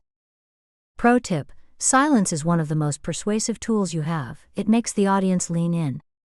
17.6 Pitch and melody. Monotone speech puts audiences to sleep. Vary pitch to match emotion. Higher for surprise, lower for authority. End declarative sentences with a falling pitch, signals confidence. Avoid upspeak, ending sentences as if they're questions, unless actually asking one. 17.7 Tone, the emotional layer. Tone should match your message. Warm and inviting for storytelling. Confident and steady for presenting solutions. Calm and measured during tense Q&A. Case study: Winston Churchill. Churchill's wartime speeches combined calm authority with rising intensity. His tone gave Britain courage even in its darkest hours. 17.8 Avoiding vocal pitfalls. Common issues to watch out for. Monotone. Record yourself and mark where you can add emphasis. Filler words: like, replace with purposeful pauses. Vocal fry. Speak with breath support to avoid creaky low vibration. Mumbling. Open your mouth fully, articulate consonants.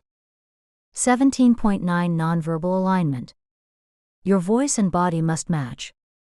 Smile when delivering good news. It literally changes your sound. Lean in when asking a question, signals curiosity. Use open hand gestures to reinforce warmth and honesty. 17.10 Exercises for vocal mastery. Reading out loud. Read a paragraph daily, focusing on pitch variation and pacing. Breath control drill. Inhale for 4 seconds, speak a full sentence on one breath, exhale slowly. Emphasis practice. Take one sentence and emphasize a different word each time, notice how meaning changes. Pausing rehearsal. Practice your speech with deliberate pauses after key lines, record and listen to the impact. 17.11 Case study: Viola Davis. The award-winning actress is known for her ability to deliver lines with emotional precision. She modulates pitch, volume, and pace so that every sentence feels alive and intentional. Public speakers can learn from actors. Your voice is your most versatile tool. Key takeaways. Your voice is an instrument: master pitch, pace, volume, tone, and pause. Breathe deeply and project from the diaphragm to sound confident. Vary pitch and pacing to hold attention and convey emotion. Silence can be as powerful as words, use it strategically. Practice regularly. Vocal variety is a skill you can train, not just a natural gift. Chapter 18: The Power of Body Language. 18.1 Why Body Language Matters. Research shows that over 50% of communication is nonverbal, meaning your audience often believes your body more than your words. Body language shapes perception of confidence, credibility and trustworthiness, audience engagement. Key insight: your audience starts reading you before you say a word. Your body language is your first message. 18.2 The Foundations of Confident Posture. Posture is the anchor of strong presence. Stand tall, feet shoulder-width apart, weight evenly distributed. Open shoulders, avoid crossing arms, openness signals confidence. Relaxed knees, prevent stiffness and swaying. Head up, avoid looking at the floor or ceiling, look level with the audience. Exercise power pose. Hold a confident stance, hands on hips, chest open for 2 minutes before speaking. Research shows it boosts feelings of confidence. 18.3 Gestures that reinforce your message. Hands can clarify and emphasize, but must be intentional. Illustrative gestures show size, direction, or comparison, this big moving forward. Counting gestures, use fingers to mark lists, 3 reasons why. Open palm gestures, signal honesty and welcome. Emphatic gestures, a firm downward hand motion to underline a point. Pro tip: keep gestures above the waist and below the chin, the gesture box, for best visibility. 18.4 Avoiding distracting movements. Certain habits undermine authority. Fidgeting, twisting rings, clicking pens, shifting weight. Pacing aimlessly, move with purpose, not nervously. Closed body language, arms crossed, shoulders hunched, signal defensiveness. 18.5 Facial expressions. Your face is the most expressive tool you have. Smile genuinely, builds warmth and trust. Match emotion to words. Excited expression for good news, serious face for gravity. Eye contact. Aim for 3 to 5 seconds per person before moving to the next. Case study: Oprah Winfrey. Oprah's ability to lock eye contact and mirror emotion with her guests has made her one of the most trusted communicators in media. 18.6 Movement and stage presence. Movement can energize or distract. Purposeful walking. Move when transitioning between points. Anchor points. Pause in place when making key statements. Use the space. Engage different parts of the audience by moving toward them. 18.7 Mirroring and connection. Subtly matching your audience's posture, energy, and expressions builds rapport, but do it naturally, not mechanically. 18.8 Virtual body language. Even online, your body language matters. Sit up straight, shoulders open. Keep hands occasionally visible. Gestures still work on camera. Look into the camera to simulate eye contact. 18.9 Exercises for body language mastery. Mirror drill.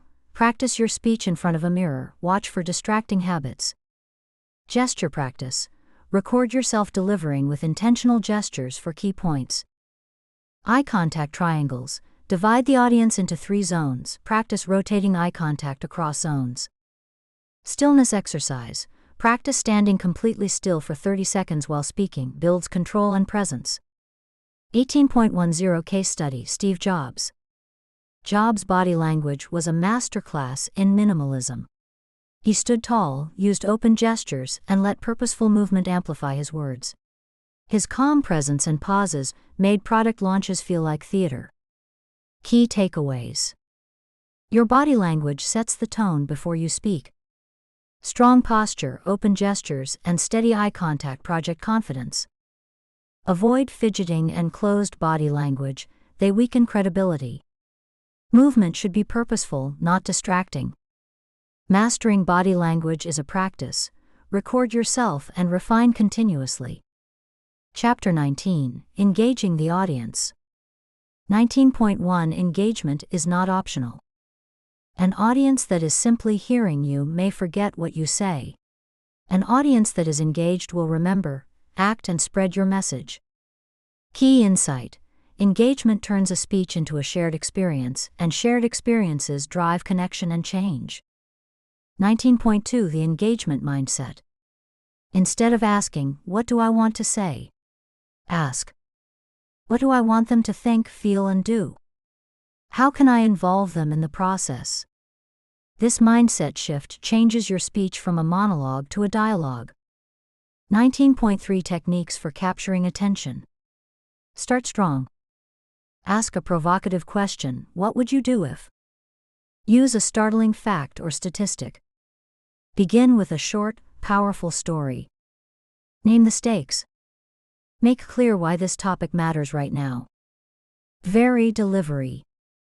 Change your pacing, tone, or movement every few minutes to re-engage attention.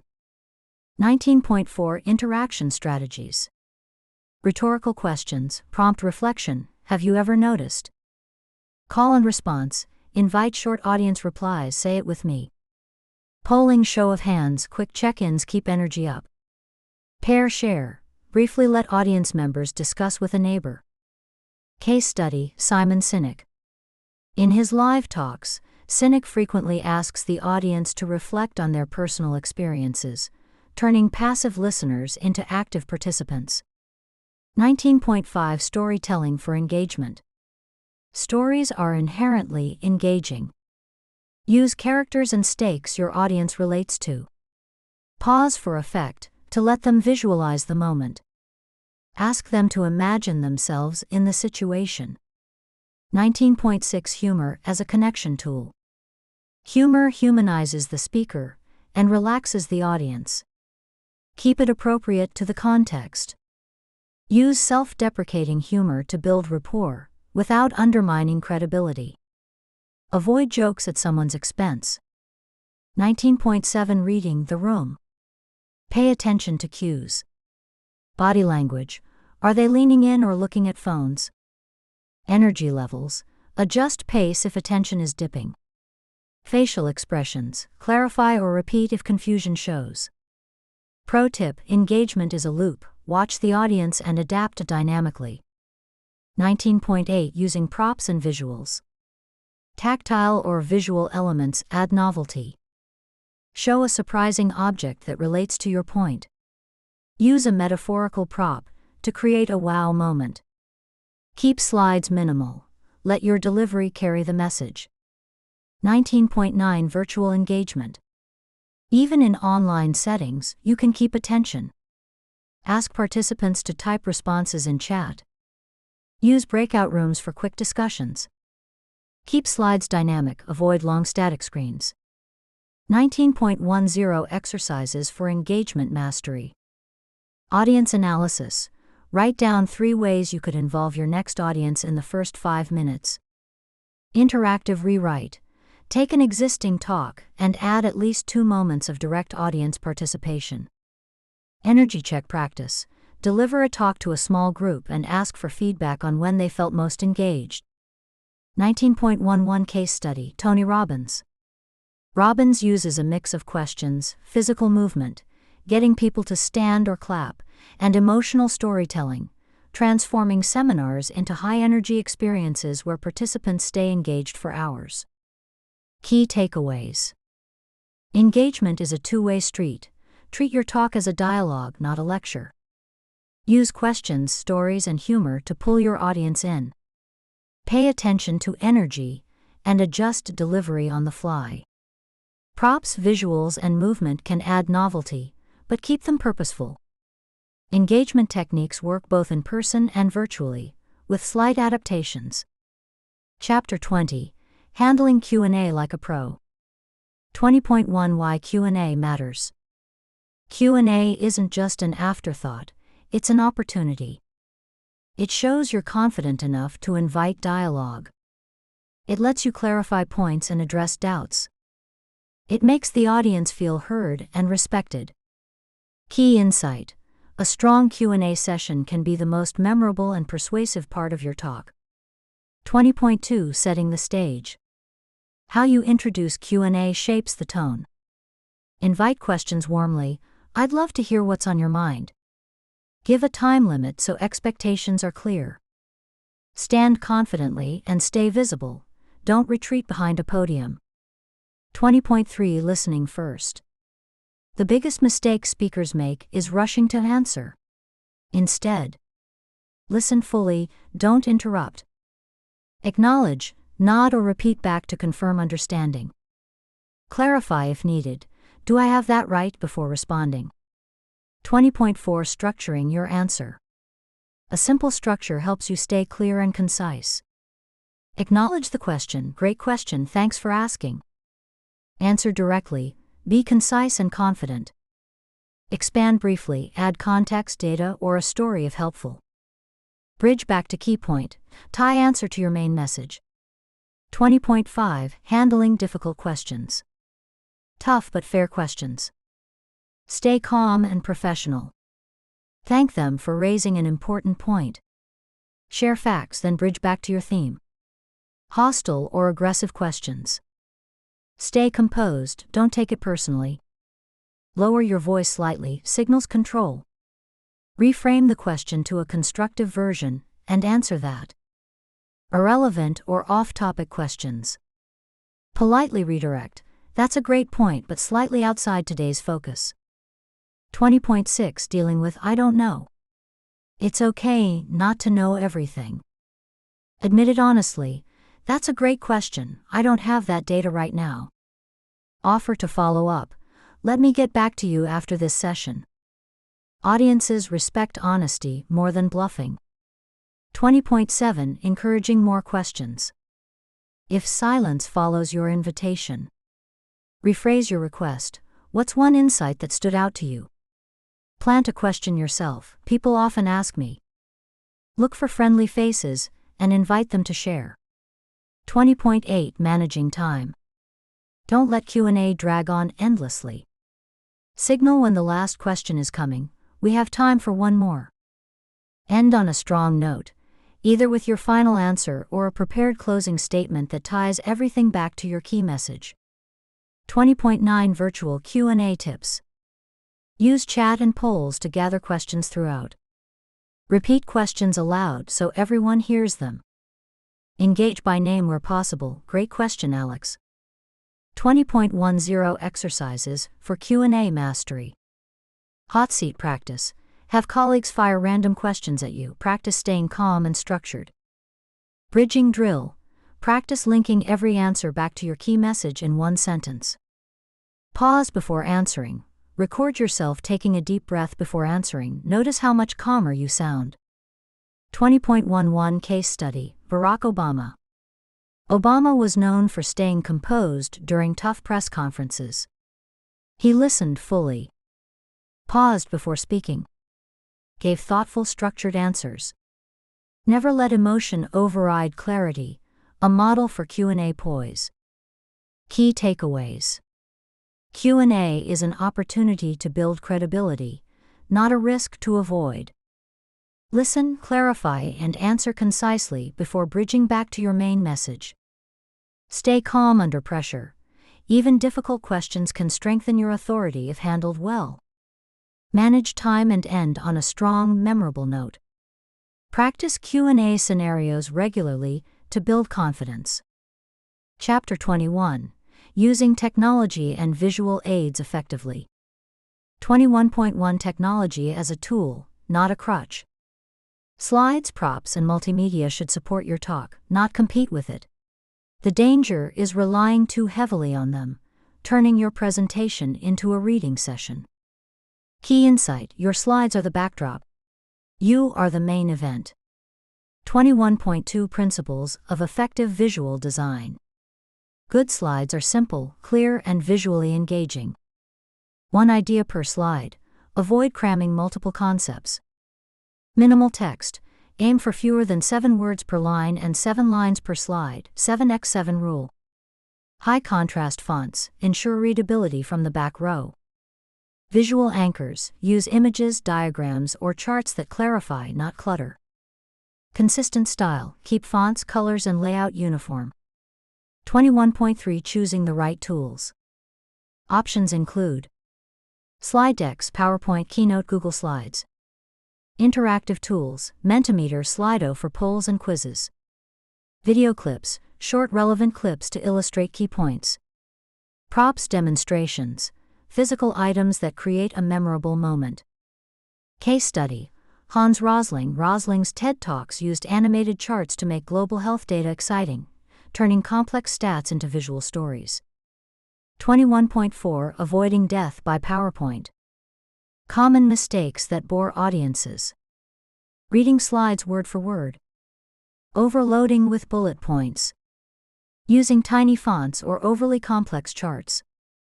Distracting transitions or excessive animation. Instead, speak naturally and let slides punctuate your points. Use blank slides to bring focus back to you when needed. 21.5 Using data effectively. Data can persuade, but only if it's digestible. Highlight key numbers, circle or enlarge them. Use simple charts instead of spreadsheets. Tell the story behind the numbers. This means 21.6 Integrating multimedia.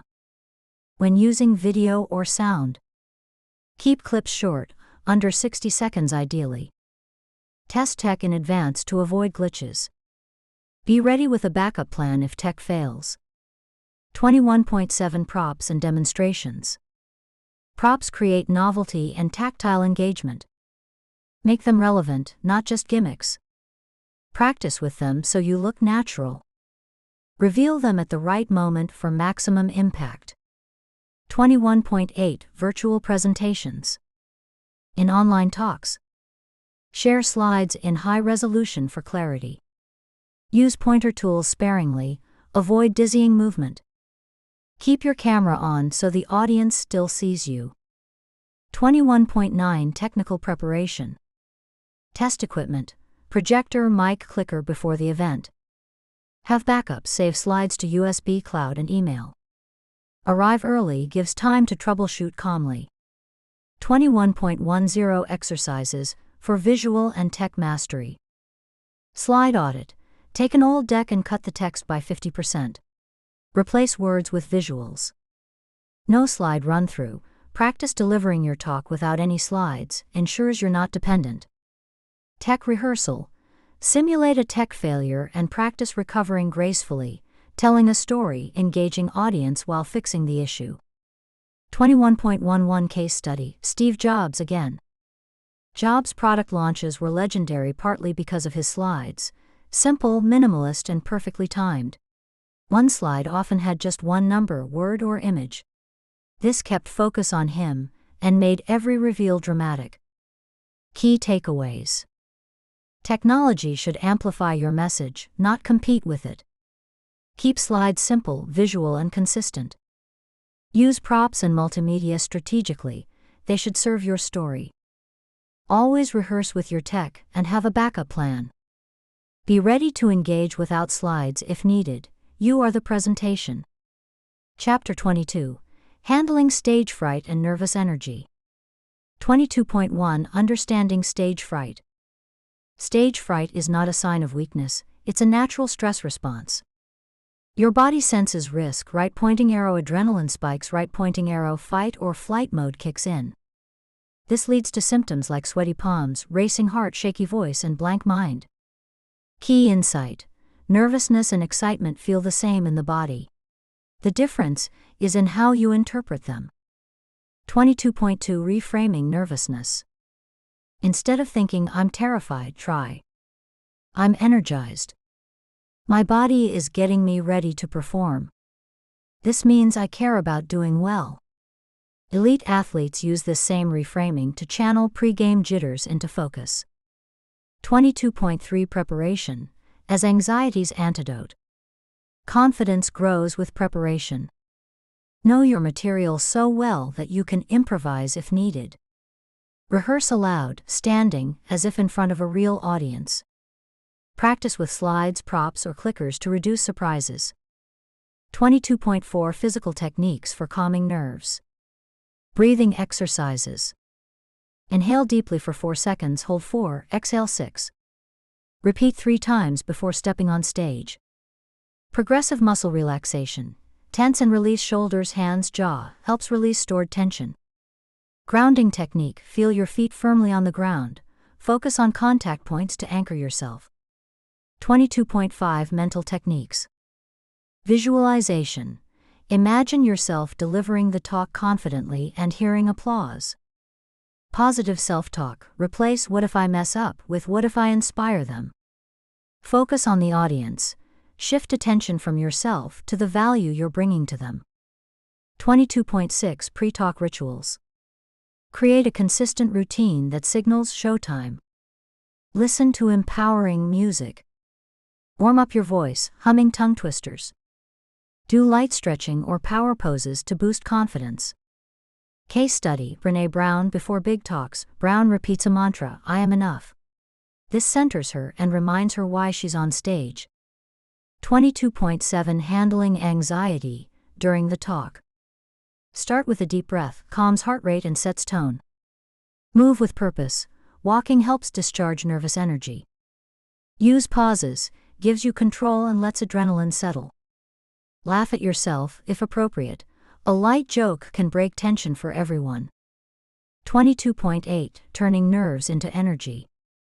The same adrenaline that causes fear can power your performance. Channel jitters into dynamic delivery. Let extra energy give you vocal projection and expressive gestures. 22.9 Managing mistakes gracefully. Even seasoned speakers slip up. If you forget a line, pause, breathe, and paraphrase. If tech fails, smile and move on. Audiences admire composure. Remember, the audience usually doesn't know what you plan to say. 22.10 Exercises for Stage Fright Mastery. Exposure practice. Gradually increase audience size. Speak to a mirror, then a friend, then a group. Breath training. Daily practice of slow exhalation builds control under stress. Positive recording. Record your best rehearsal. Listen before your talk to reinforce confidence. Adrenaline drill. Do light cardio before rehearsal, jumping jacks, to mimic nerves. Practice speaking while elevated. 22.11 Case study. Adele. The Grammy-winning singer has openly discussed stage fright, yet she performs for millions. Her solution? She embraces rituals, works closely with her team for reassurance, and channels nerves into emotional, powerful performances. Key takeaways. Stage fright is natural and can be reframed as excitement. Preparation, breathing, and mental focus are the best antidotes. Develop a personal pre-talk ritual to calm and center yourself. Channel nervous energy into passionate, compelling delivery. Mistakes aren't fatal. Staying composed builds trust. Chapter 23. Speaking to diverse audiences. 23.1 Why adaptation matters. Every audience is unique, shaped by culture, profession, age group, and shared experiences. Failing to adapt risks losing relevance, accidentally offending, missing opportunities to connect deeply. Key insight. Great speakers are audience-centered, not just message-centered. 23.2 Understanding your audience. Before you speak, gather as much context as possible. Demographics, age, gender mix, education level. Cultural backgrounds, values, traditions, language sensitivities. Professional context, industry jargon, shared challenges. Emotional state. Are they excited, skeptical, or tired? Audience persona exercise. Create a short profile. Who are they? What do they care about? What problems keep them up at night? 23.3 Adjusting language and tone. Avoid slang or idioms that may not translate well. Use clear, plain language, especially for global audiences. Be mindful of humor. Jokes don't always cross cultural lines. Case study. Satya Nadella. Microsoft CEO tailors his speeches for global teams by focusing on universal themes like empowerment, innovation, and shared mission, avoiding culture-specific references. 23.4 Adapting content. Choose stories and examples that resonate with the group's experience. Swap industry-specific jargon for language they understand. If addressing multiple cultures, use inclusive metaphors, e.g., sports examples may not resonate everywhere. 23.5 Respecting cultural norms. Body language and gestures have different meanings around the world. Eye contact may be seen as confidence in some cultures, disrespect in others. Hand gestures like the OK sign are positive in some places, offensive in others. Formality levels vary. Learn appropriate greetings and titles. 23.6 Navigating sensitive topics. Avoid stereotypes or assumptions. Be cautious with humor involving race, gender, politics, or religion. If discussing controversial topics, frame them respectfully and invite dialogue. 23.7 Inclusive language. Use language that welcomes everyone. Say folks or everyone instead of guys. Be mindful of pronouns and identity terms. Celebrate diversity when relevant. We have people here from across 5 continents. 23.8 Handling translation and interpretation. When working with interpreters, speak slowly and clearly. Pause frequently to allow interpretation. Use simple sentence structures, avoid puns and wordplay. 23.9 Virtual global audiences. Online events often include participants across time zones and cultures. Be mindful of time references, avoid saying "this morning." Use subtitles or translated slides when possible. Encourage chat participation for those less comfortable speaking aloud. 23.10 Exercises for audience adaptation. Cultural scan. Research a country or region you'll be speaking to. Learn 3 key cultural norms about communication style. Story swap. Take one story you use often and rewrite it with a different audience in mind, new examples, metaphors, or tone. Language check. Record yourself and remove idioms or jargon. Make your talk universally clear. 23.11 Case study. Malala Yousafzai. Malala speaks to global audiences, from the UN to rural communities, by focusing on universal values: education, courage, and equality. Her message resonates because it transcends culture, while remaining deeply personal. Key takeaways. Adapting to your audience is an act of respect and a key to persuasion. Research demographics, culture, and emotional context before speaking. Use clear, inclusive language and examples that resonate. Respect cultural norms, gestures, tone, and formality matter. Inclusive speakers create connection across differences and inspire trust. Chapter 24. Speaking in high-stakes situations. 24.1 The nature of high-stakes communication. High-stakes moments are those where the outcome really matters. Investor pitches that determine funding. Media interviews that shape public perception. Boardroom presentations that influence key decisions. Crisis communications that protect trust and reputation. Key insight. The pressure is higher, but the principles are the same: preparation, clarity, and presence. 24.2 The psychology of pressure. When stakes are high, adrenaline spikes. This can lead to tunnel vision, missing key details. Rushed delivery. Defensive or reactive behavior. Solution. Prepare mentally as well as strategically. 24.3 Preparing for critical moments.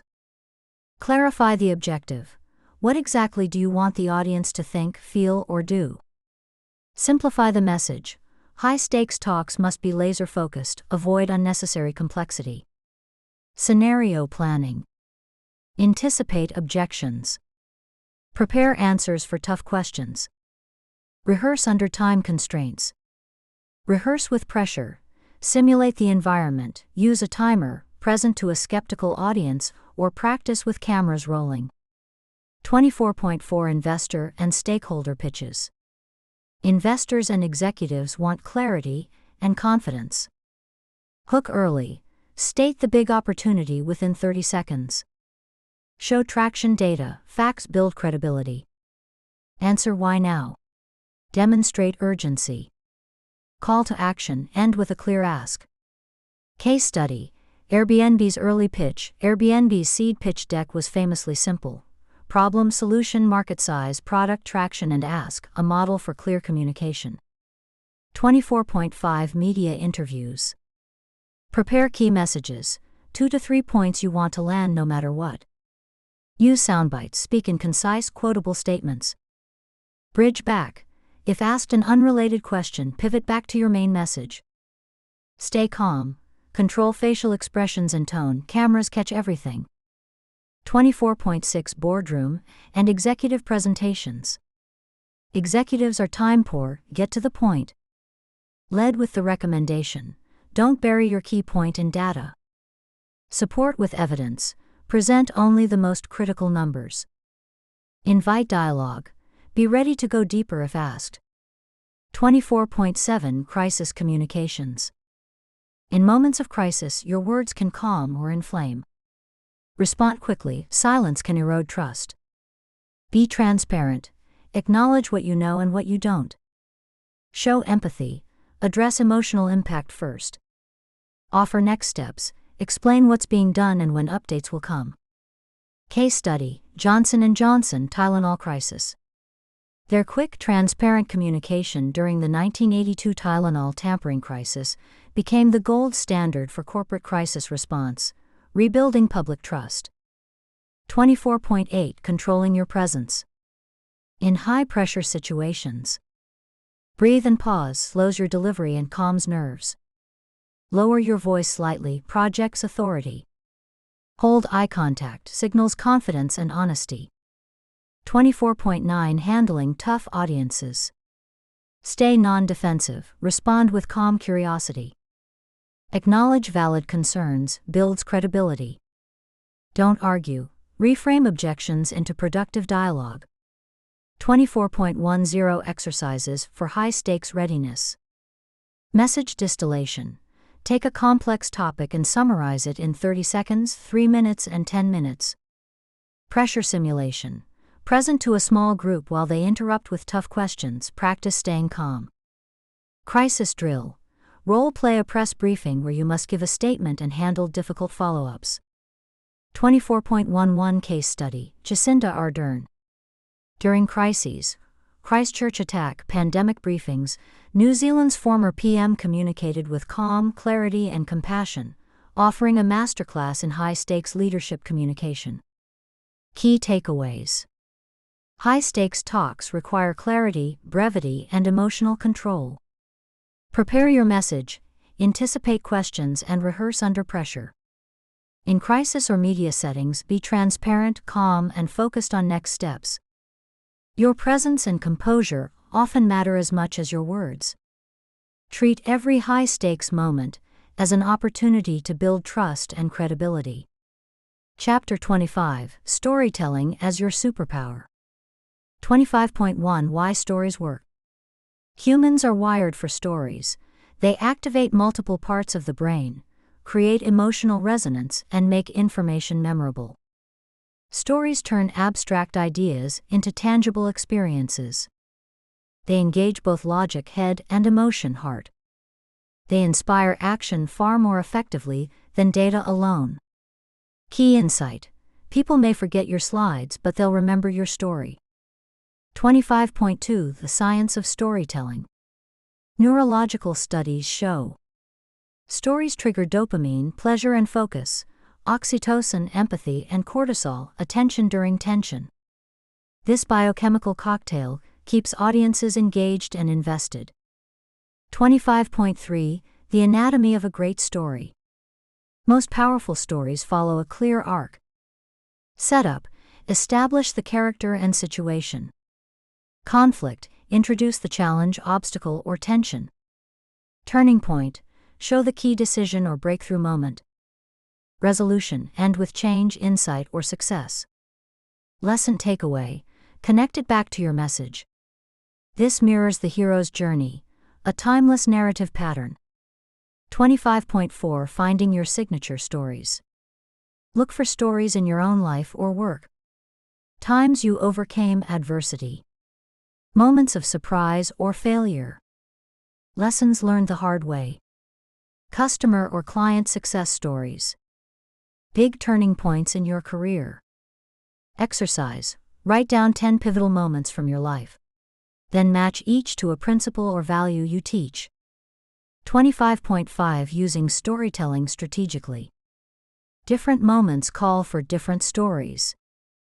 Opening story. Grab attention from the start. Midpoint story. Re-energize the audience after heavy content. Closing story. Leave them inspired and motivated. 25.6 Making stories vivid. Use sensory details, sights, sounds, emotions.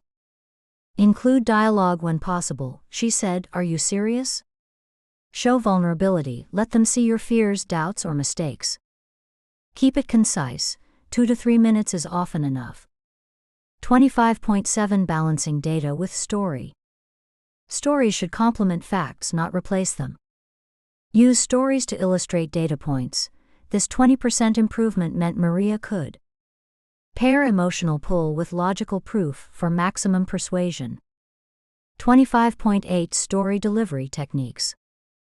Pace and pauses. Slow down at key moments to build suspense. Voice variation. Whisper for intimacy, raise voice for triumph. Gestures and movement. Act out moments to bring the story to life. 25.9 Ethical storytelling. Never fabricate events. Authenticity builds trust. Respect privacy. Anonymize sensitive stories if needed. Avoid stories that glorify harm or demean others. 25.10 Exercises for Story Mastery. 2-minute life story. Tell your life story in 2 minutes, then refine it to 60 seconds. Conflict drill. Take a dry fact and wrap it in a conflict-driven story. Recording practice. Film yourself telling a story, watch for energy dips and edit accordingly. Story bank. Create a personal library of 10+ stories organized by theme or lesson. 25.11 Case study. Chimamanda Ngozi Adichie. Her TED Talk, The Danger of a Single Story, captivated millions because she used personal stories, funny, touching and thought-provoking, to illustrate a bigger idea about identity and representation. Key takeaways. Stories are the ultimate engagement tool. They turn information into inspiration. Use the classic story arc: setup, conflict, turning point, resolution, takeaway. Build a personal story bank to draw from in different speaking contexts. Deliver stories with emotion, pacing, and presence. Authentic, well-told stories make you unforgettable. Chapter 26, Advanced Persuasion Techniques. 26.1 The Art and Science of Influence. Persuasion is not manipulation. It's helping people see value and motivating them to act in their own best interest. Top speakers blend logic, logos, credibility, ethos, and emotion, pathos, to create irresistible communication. Key insight. People decide with emotion and justify with logic. 26.2 Principles of Persuasion. Psychologist Robert Cialdini identified 6 universal principles of influence. Reciprocity. People feel compelled to return favors. Use this by offering valuable insight before asking for action. Commitment and consistency. Once people commit publicly, they stick to it. Ask for small yeses early to build momentum. Social proof. People follow the behavior of others. Share testimonials, case studies, or adoption numbers. Authority. People trust credible experts. Show credentials, experience, or trusted endorsements. Liking. People are persuaded by those they like and relate to. Build rapport through warmth, shared values, and authenticity. Scarcity. People value what is rare or time-limited. Communicate urgency or uniqueness when appropriate. 26.3 Crafting a persuasive structure. A persuasive talk often follows this flow. Hook attention. Start with a story, shocking fact, or provocative question. Identify the problem. Make it vivid and relatable. Build urgency. Show why this problem matters now. Present solution. Offer a clear, credible path forward. Show proof. Back claims with data, examples, or endorsements. Call to action. Make the next step easy and compelling. 26.4 Emotional triggers. To move people, you must tap into their feelings. Hope. Paint a picture of a better future. Fear. Show risks of inaction without overwhelming. Belonging. Emphasize community and shared identity. Pride. Let them feel heroic for taking action. Curiosity. Tease new insights and solutions. 26.5 Rhetorical devices that persuade. Great speakers use language artfully. Repetition. Reinforce key points. I have a dream. Contrast. We can do this the hard way or the smart way. Metaphor and analogy. Make complex ideas tangible. Rhetorical questions. Engage the audience's mind. Rule of 3. Group points in threes for memorability. 26.6 Handling resistance. Persuasion isn't about avoiding objections. It's about addressing them head-on. Acknowledge concerns. You may be wondering if this will work. Empathize. Show you understand their hesitation. Reframe. Present a new perspective that reduces fear.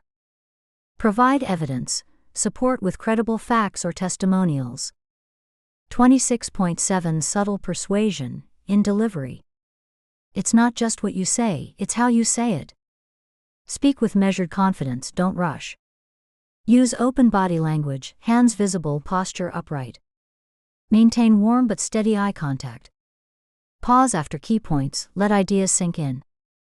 26.8 Persuasion Ethics. With great persuasive power comes responsibility. Use influence to empower, not exploit.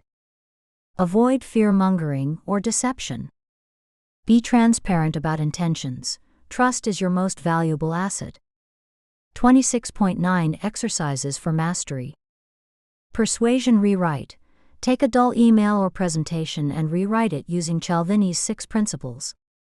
Contrast practice. Craft 3 short contrast statements that highlight the stakes. We can ignore this problem and pay later, or solve it now and save millions. Call to action drill. Practice delivering your call to action with rising energy and conviction. 26.10 Case Study. Martin Luther King Jr. Dr. King's speeches were persuasive masterpieces.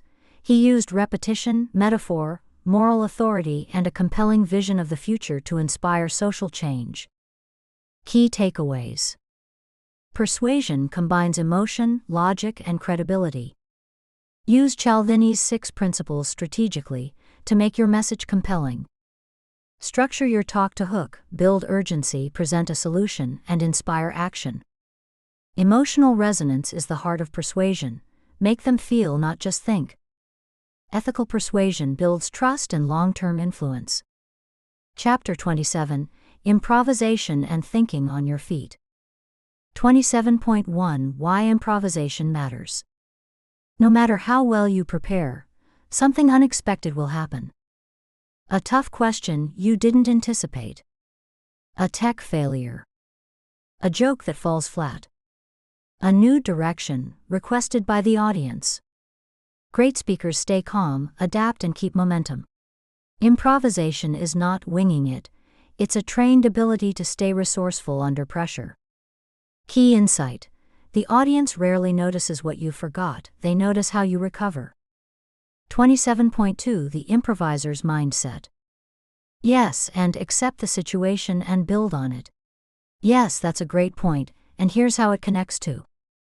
Be present. Listen deeply to what's happening instead of panicking internally. Stay curious. Treat surprises as opportunities, not threats. Don't rush. Pauses buy you time and make you look confident. 27.3 Handling Tough Questions.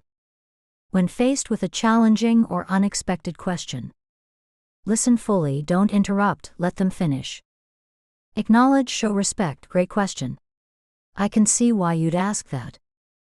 Pause and think. Take a breath before answering. This signals composure.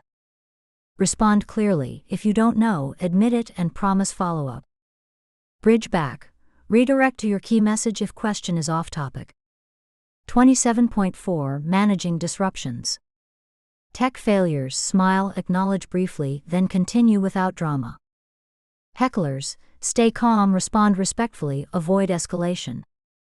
Time cuts. Have a condensed version of your talk ready to go. 27.5 Spontaneous Speaking Tools. Frameworks. Use mental templates like prep, point, reason, example, point to answer quickly. Bridge phrases. That's an interesting perspective. Let's explore that together. Another way to look at this is. These give you a moment to collect your thoughts. 27.6 Reading and reacting to the room. Notice energy levels.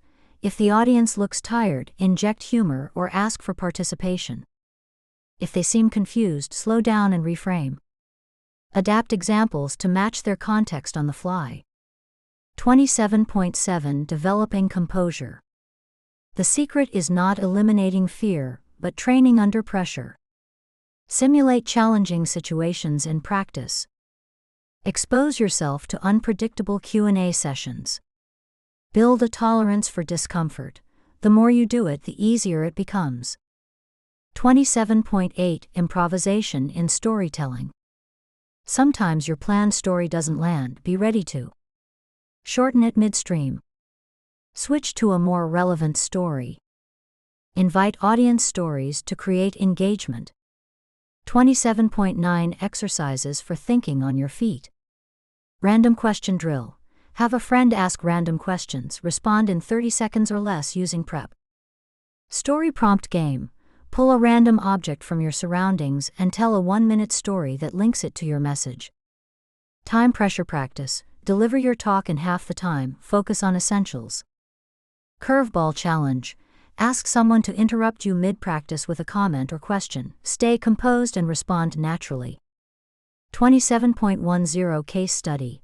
Barack Obama. During live town halls, Obama often fielded unpredictable questions.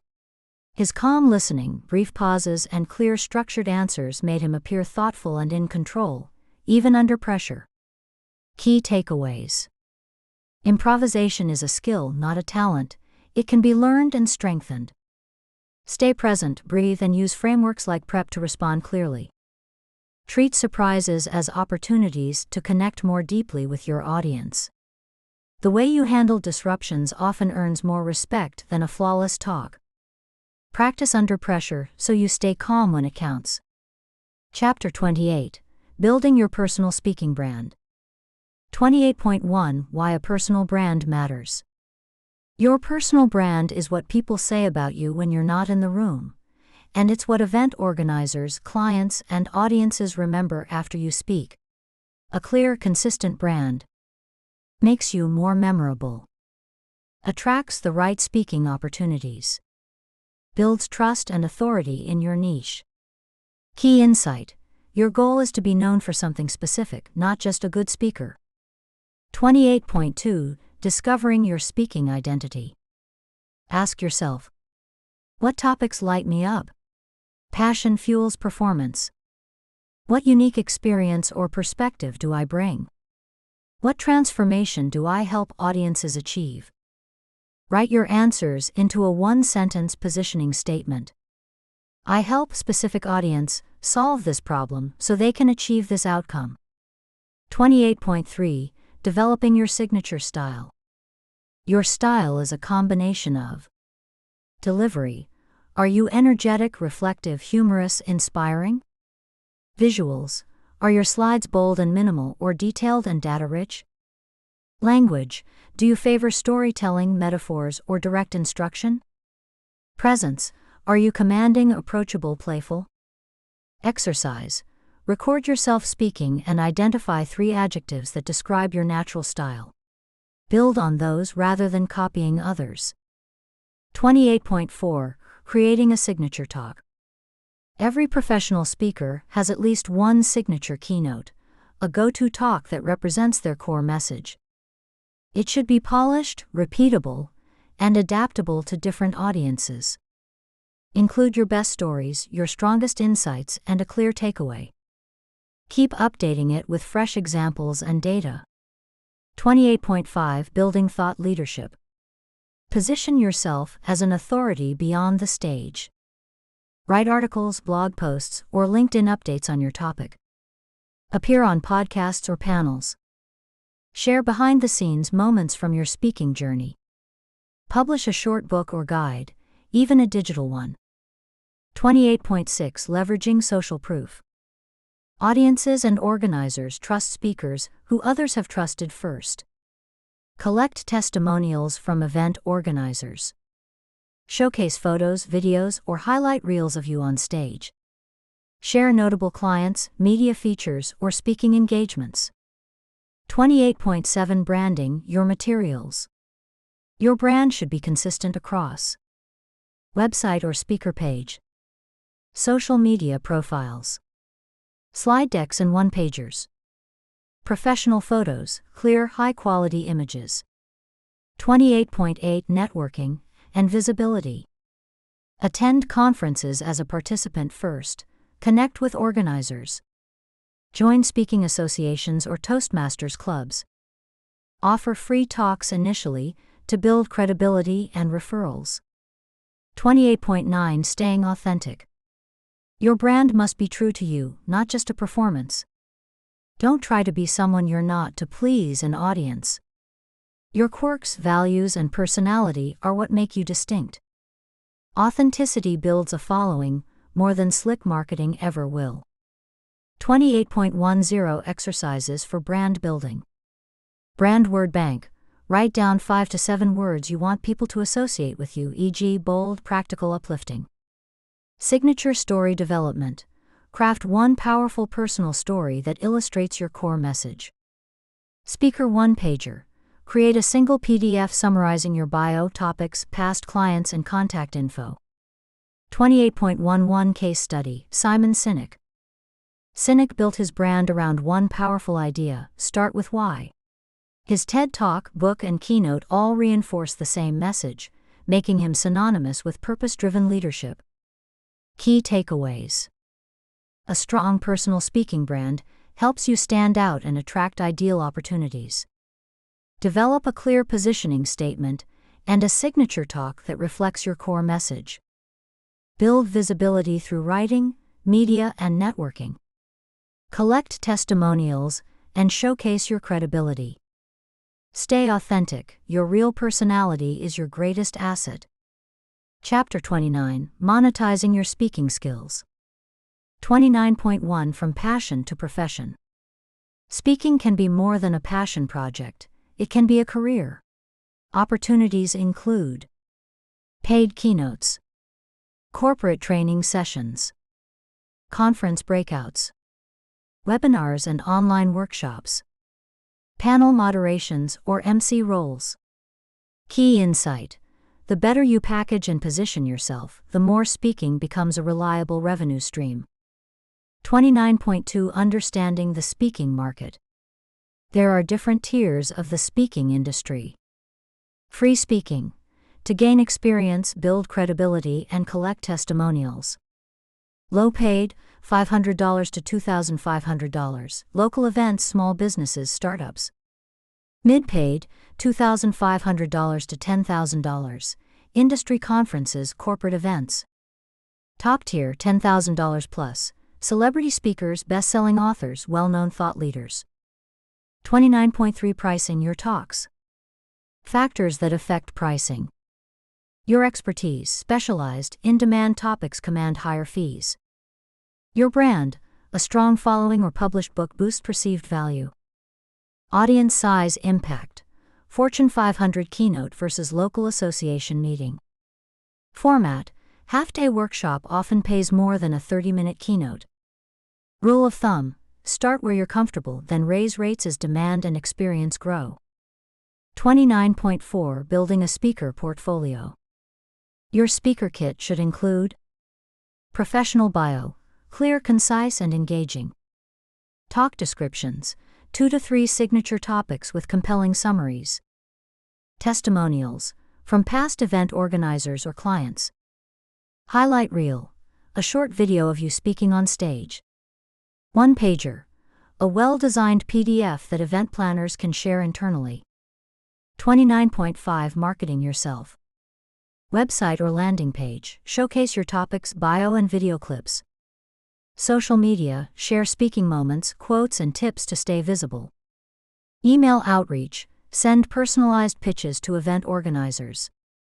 Speaker bureaus, join agencies or bureaus once you have a track record. 29.6 Diversifying revenue streams. Professional speakers often pair speaking with books, sell at events or back of room. Online courses, convert talks into self-paced learning. Consulting, offer deeper engagements for organizations. Licensing content, allow companies to use recorded training for a fee. 29.7 Negotiation and contracts. Always clarify fee and payment terms.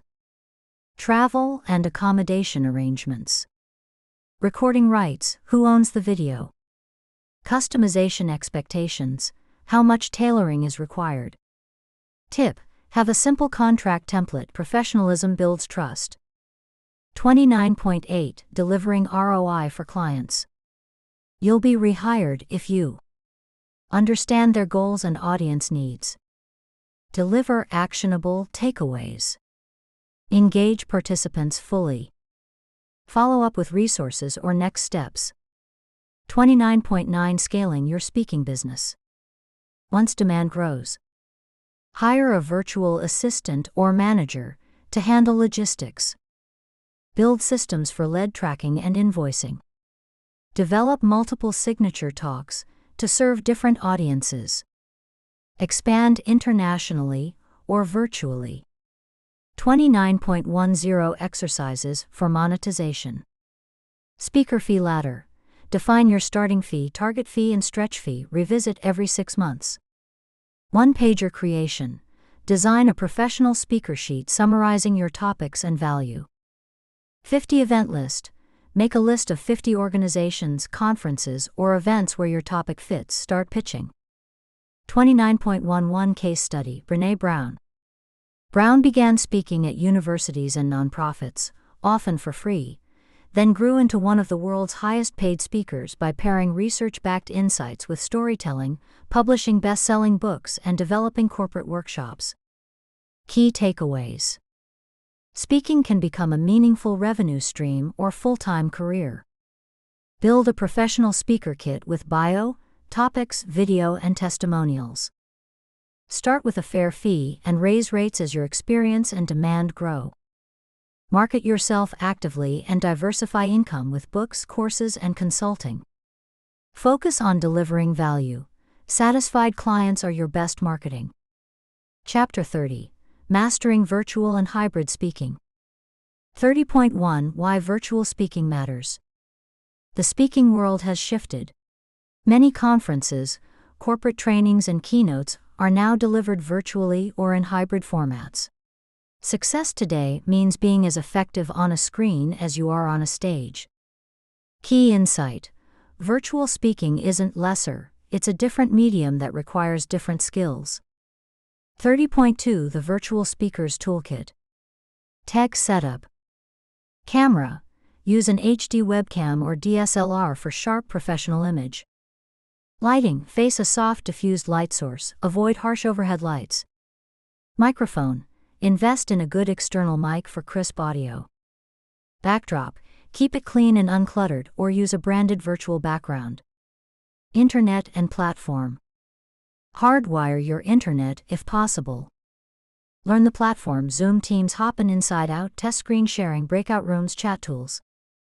30.3 On-camera presence. You must work harder to hold attention online.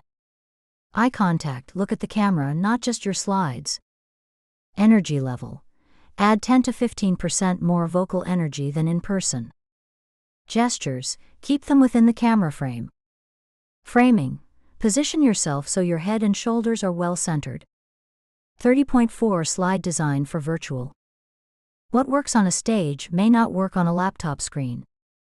Use larger fonts and bold visuals, small text gets lost. Minimize clutter, one idea per slide. Use animations sparingly, bandwidth issues can make them lag. 30.5 Engaging a remote audience. Virtual audiences are easily distracted, keep them active. Ask questions in chat or polls every 5 to 7 minutes. Use breakout rooms for quick group discussions. Call on participants by name if appropriate. Use props or share short videos to reset attention. 30.6 Managing hybrid events. In hybrid settings, you have two audiences.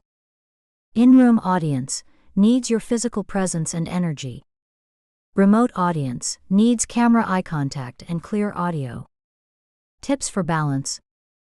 Acknowledge both audiences frequently. For those online, here's what we're showing in the room. Repeat audience questions into the mic so everyone hears. Work with event organizers to ensure tech supports both groups. 30.7 Technical contingencies. Virtual events have more points of failure. Always have a backup device ready to connect.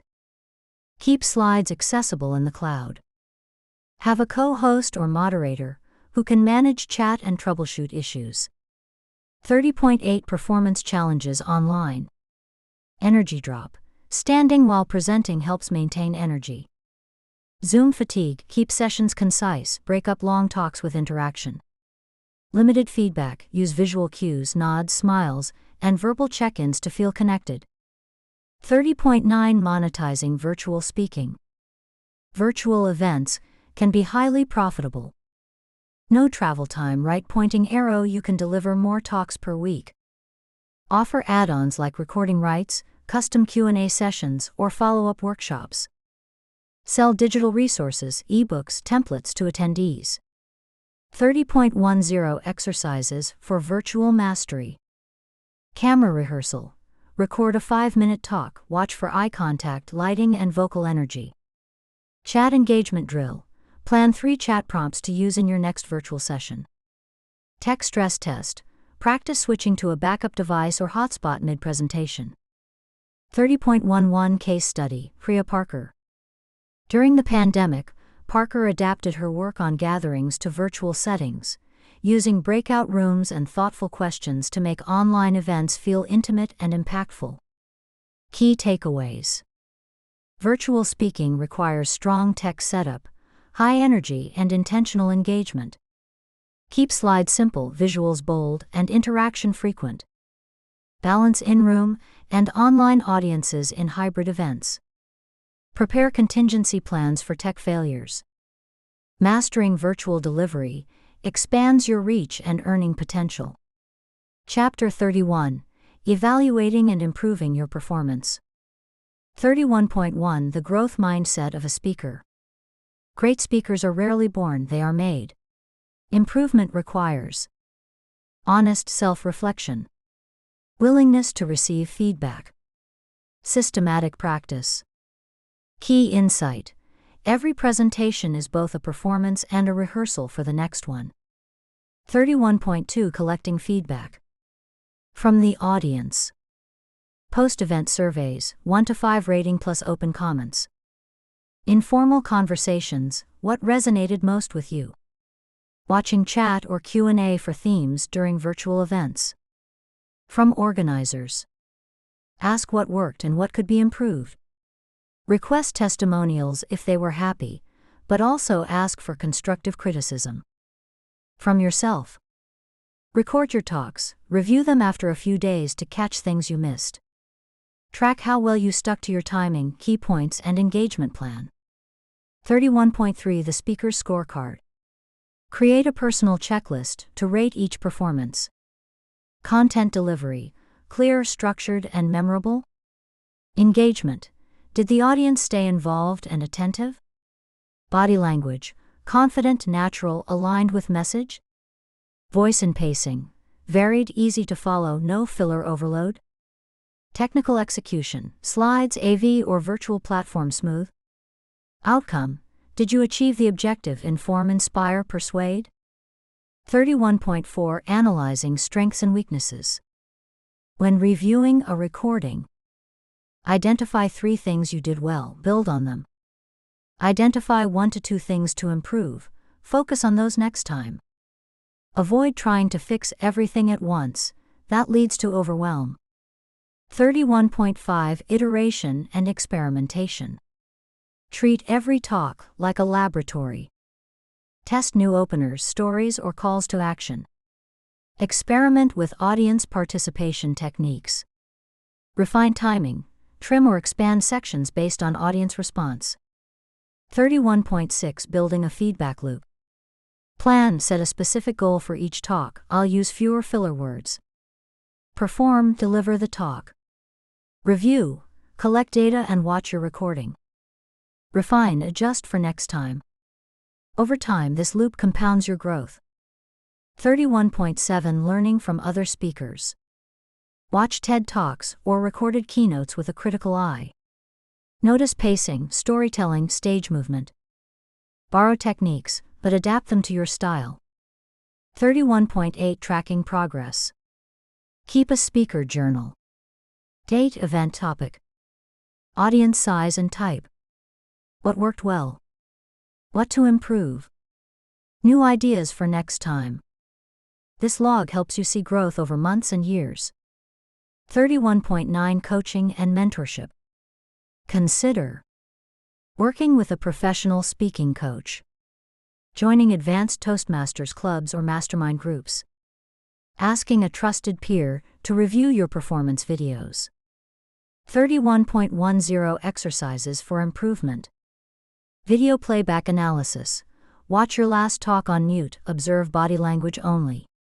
Then listen to audio only, focus on voice and pacing. Self-scoring. Rate yourself 1 to 10 on content, delivery, engagement, and confidence. Micro-goal practice. Focus on one improvement per talk, e.g., pause after key points, until it becomes habit. 31.11 Case Study. Chris Anderson, TED.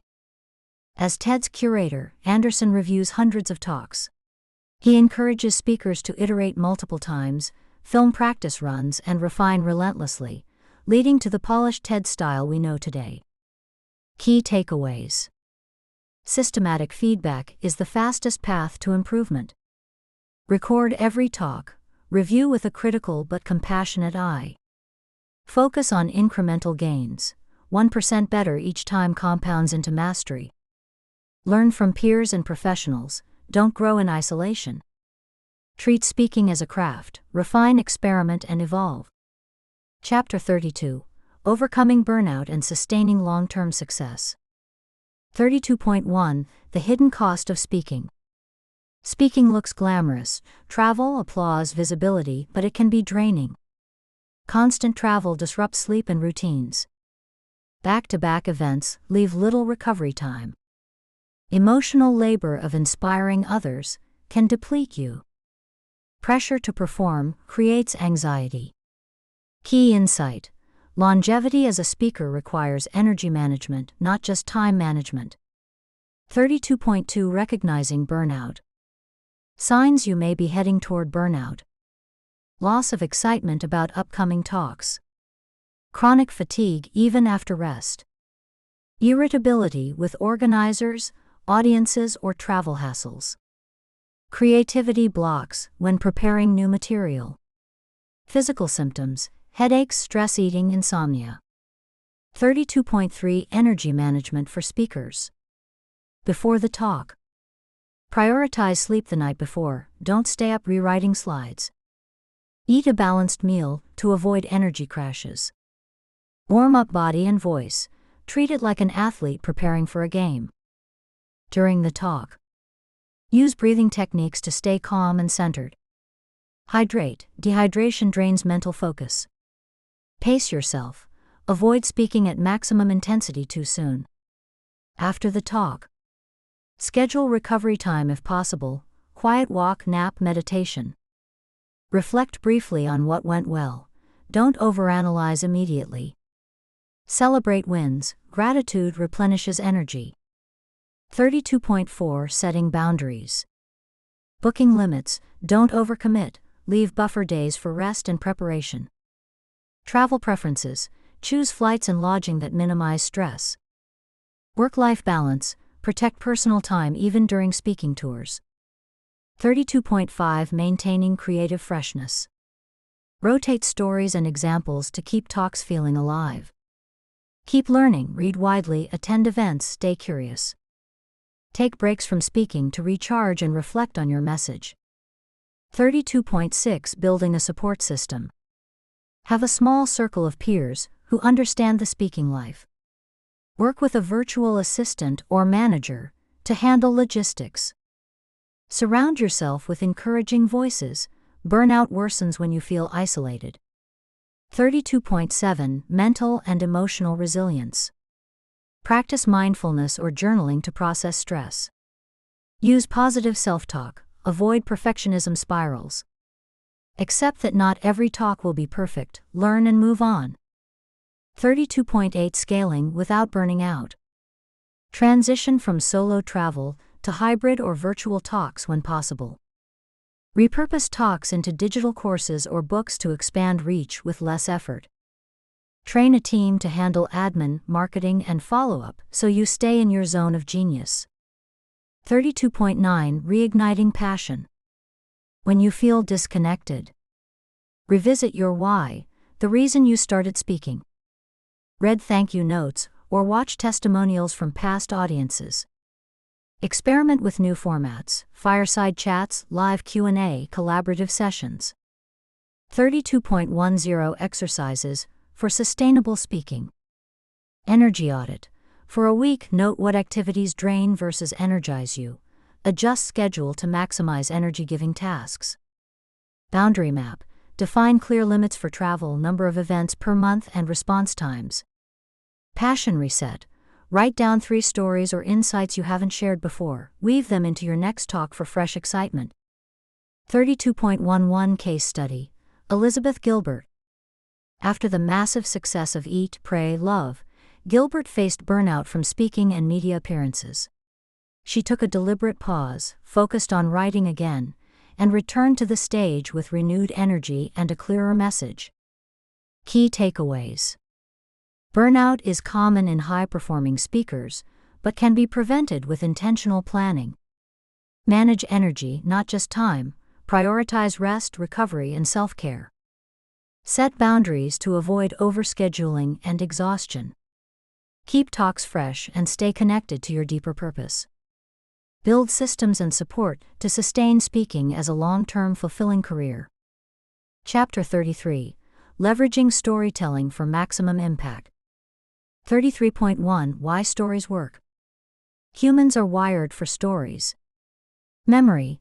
People remember stories up to 22 times more than facts alone. Emotion. Stories engage feelings which drive action. Connection. They humanize you, making audiences trust and relate to you. Key insight. Facts inform but stories transform. 33.2 The Anatomy of a Great Story.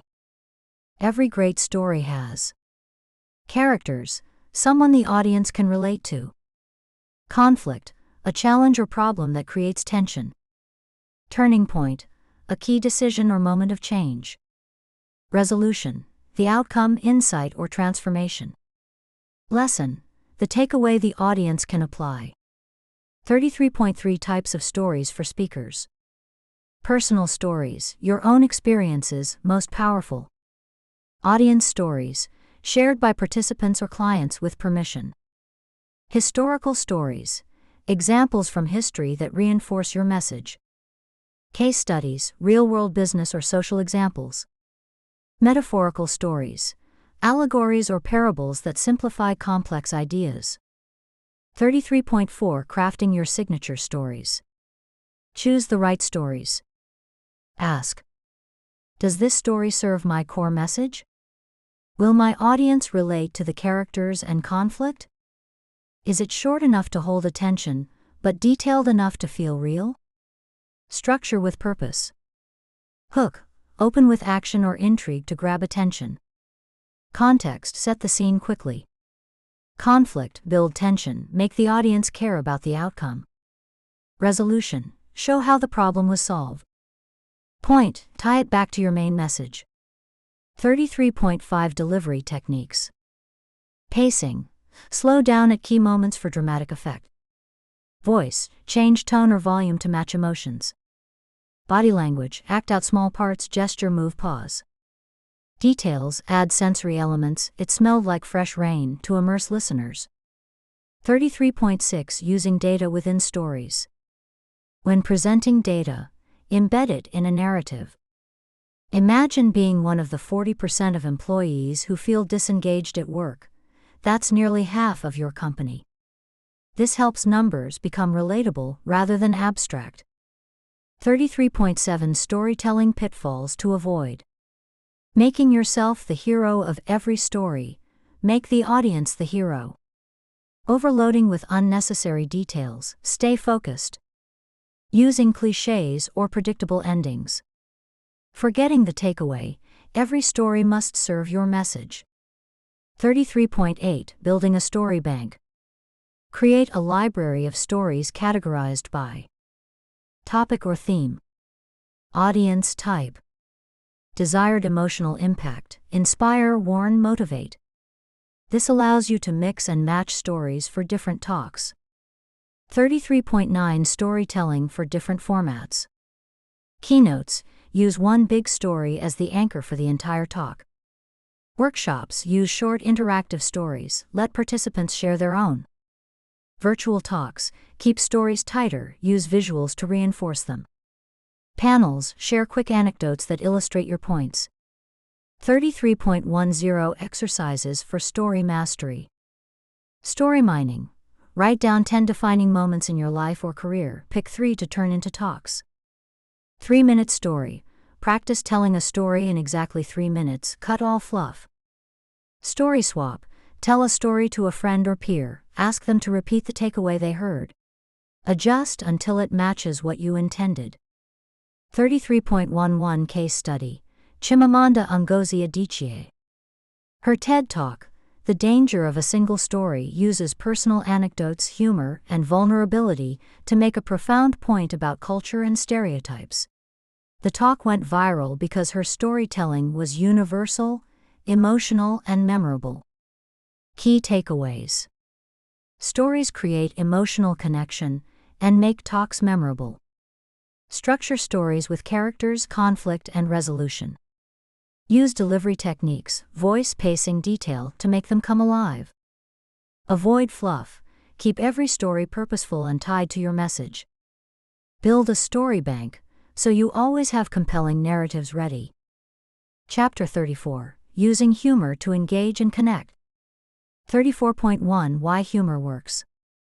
Humor is not just about getting laughs, it's about connection.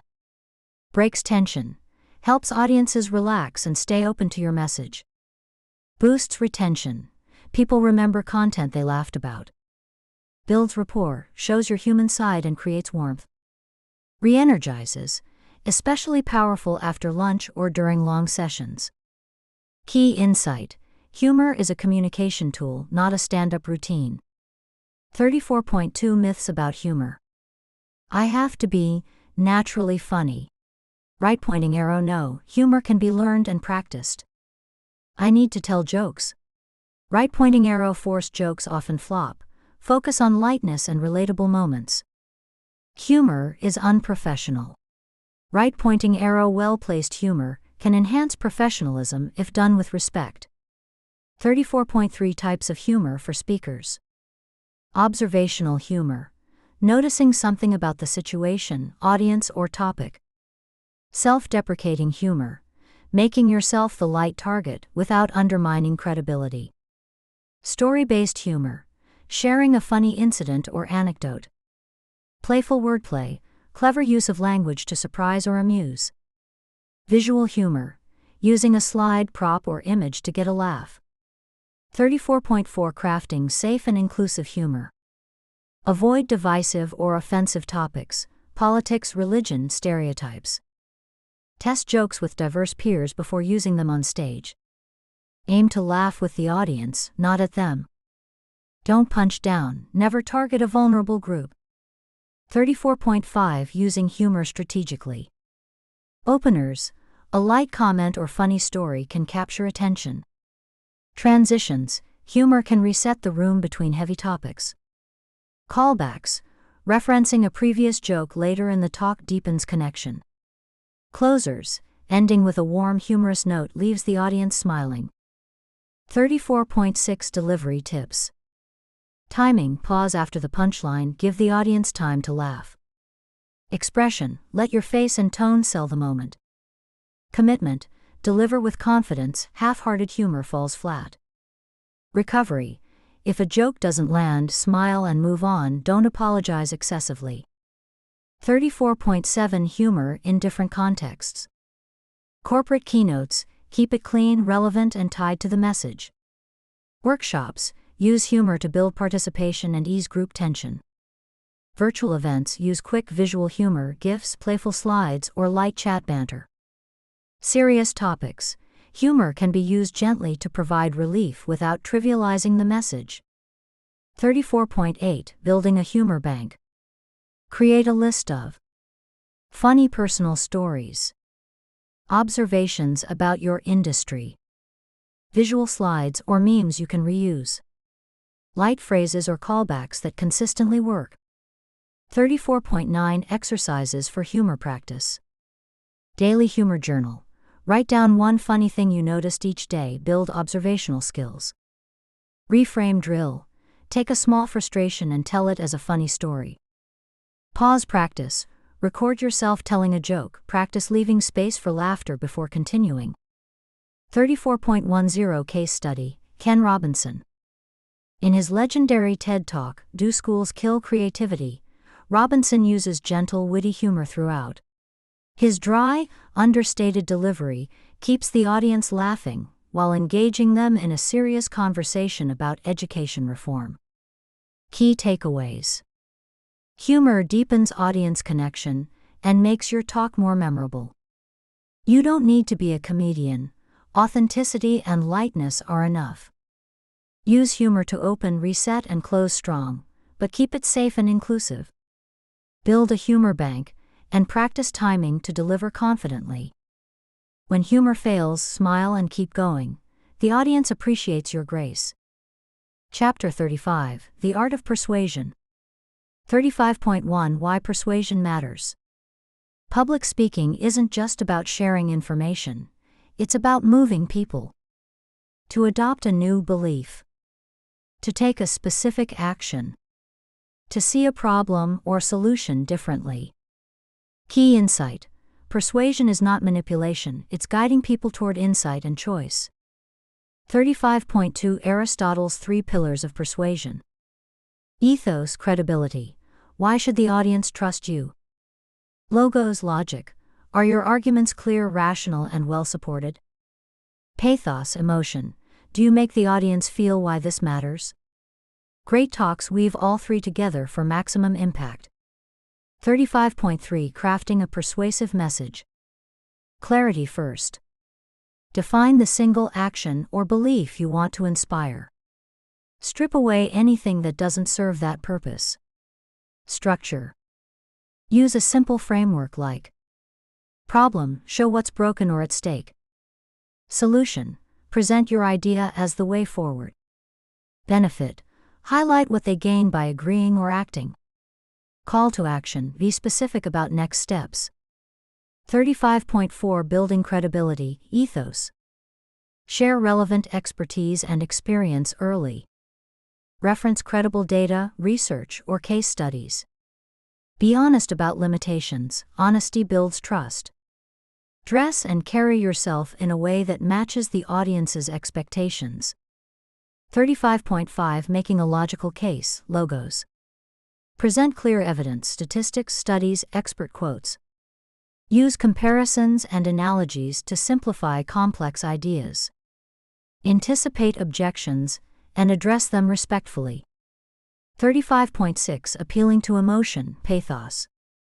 Tell human-centered stories that bring the stakes to life. Use vivid language and imagery to paint a picture. Show passion, emotions are contagious. Create a sense of urgency when appropriate. 35.7 Persuasion tools and techniques.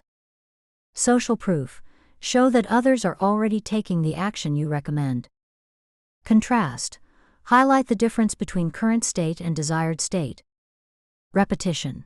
Reinforce key messages multiple times in different ways. Questions. Ask rhetorical questions to engage thought and agreement. 35.8 Overcoming resistance. Listen carefully to objections before responding.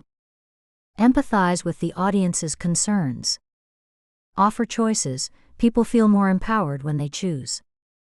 Focus on shared goals rather than polarizing differences. 35.9 Ethical persuasion. Respect the audience's freedom to choose, never coerce.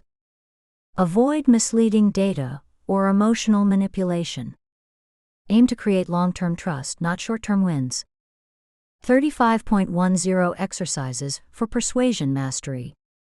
1-minute pitch. Practice convincing someone of an idea in 60 seconds, refine for clarity. 3-pillar check. Review a past talk and score yourself on ethos, logos, and pathos. Where can you improve? Objection role play. Have a friend raise objections to your argument. Practice calm, respectful responses. 35.11 Case study. Martin Luther King Jr. His I Have a Dream speech blended ethos, moral authority as a civil rights leader, logos referencing the Constitution and Declaration of Independence, and pathos, painting a vision of racial equality to inspire a nation. Key takeaways. Persuasion is about guiding audiences toward insight and action, not forcing compliance. Use Aristotle's 3 pillars: ethos, logos, and pathos in balance. Structure talks around problems, solutions, benefits, and clear calls to action. Build credibility, present evidence, and stir emotion simultaneously. Always persuade ethically. Trust is your most valuable currency as a speaker. Chapter 36. Mastering the Q&A Session. 36.1 Why Q&A Matters. The Q&A session isn't just an add-on, it's your chance to clarify misunderstandings, engage directly with your audience, demonstrate expertise beyond prepared remarks, build trust through transparency and composure. Key insight: a great Q&A can elevate your talk from good to unforgettable. A poor one can undo your hard work. 36.2 Setting the stage. Introduce Q&A confidently. Signal that you welcome questions. I'd love to hear your thoughts. What questions can I answer for you? Set boundaries if needed, e.g., time limits, off-limits topics. Create psychological safety. Thank participants for asking questions. Smile and make eye contact. Encourage curiosity. 36.3 Listening like a pro. Fully listen. Don't rush to answer before the person finishes. Clarify, paraphrase the question if needed. This also buys thinking time. Stay neutral. Avoid defensive reactions even to tough questions. 36.4 Structuring your answer. Use a simple framework like prep. Point, state your main answer up front. Reason, explain why. Example, give a brief supporting story or fact. Point again, reinforce your conclusion. 36.5 Handling common challenges. Tough questions. Acknowledge validity. That's a great question, an important one. If you don't know, admit it and promise to follow up. This builds credibility. Off-topic questions. Gently redirect. That's outside today's focus, but I'd be happy to discuss it afterward. Hostile or aggressive questioners. Stay calm, don't escalate. Use empathy. I hear your concern, here's how I think about it. Multiple questions at once. Break them down. Let me answer your second question first, then come back to the first. 36.6 Managing group dynamics. Repeat the question for everyone to hear, especially in large rooms. Keep answers concise so more people can participate. If one person dominates, invite others. Let's hear from someone who hasn't spoken yet. 36.7 Virtual Q&A Best Practices. Use the chat feature to collect questions. Have a moderator group similar ones. Look into the camera when answering. This engages the remote audience. Address names if possible. Great question, Maria. 36.8 Timing and flow. Reserve enough time. Rushing signals Q&A is an afterthought. Have a strong closing line prepared to end on your message, not the last question. 36.9 Turning Q&A into connection. Treat every question as a sign of interest, not a challenge. Use humor lightly to keep the tone friendly. Thank participants at the end. These were fantastic questions. Thank you for making this session richer. 36.10 Exercises for Q&A Mastery. Question brainstorm. Write down 20 tough questions your audience might ask. Craft confident answers. Hot seat drill.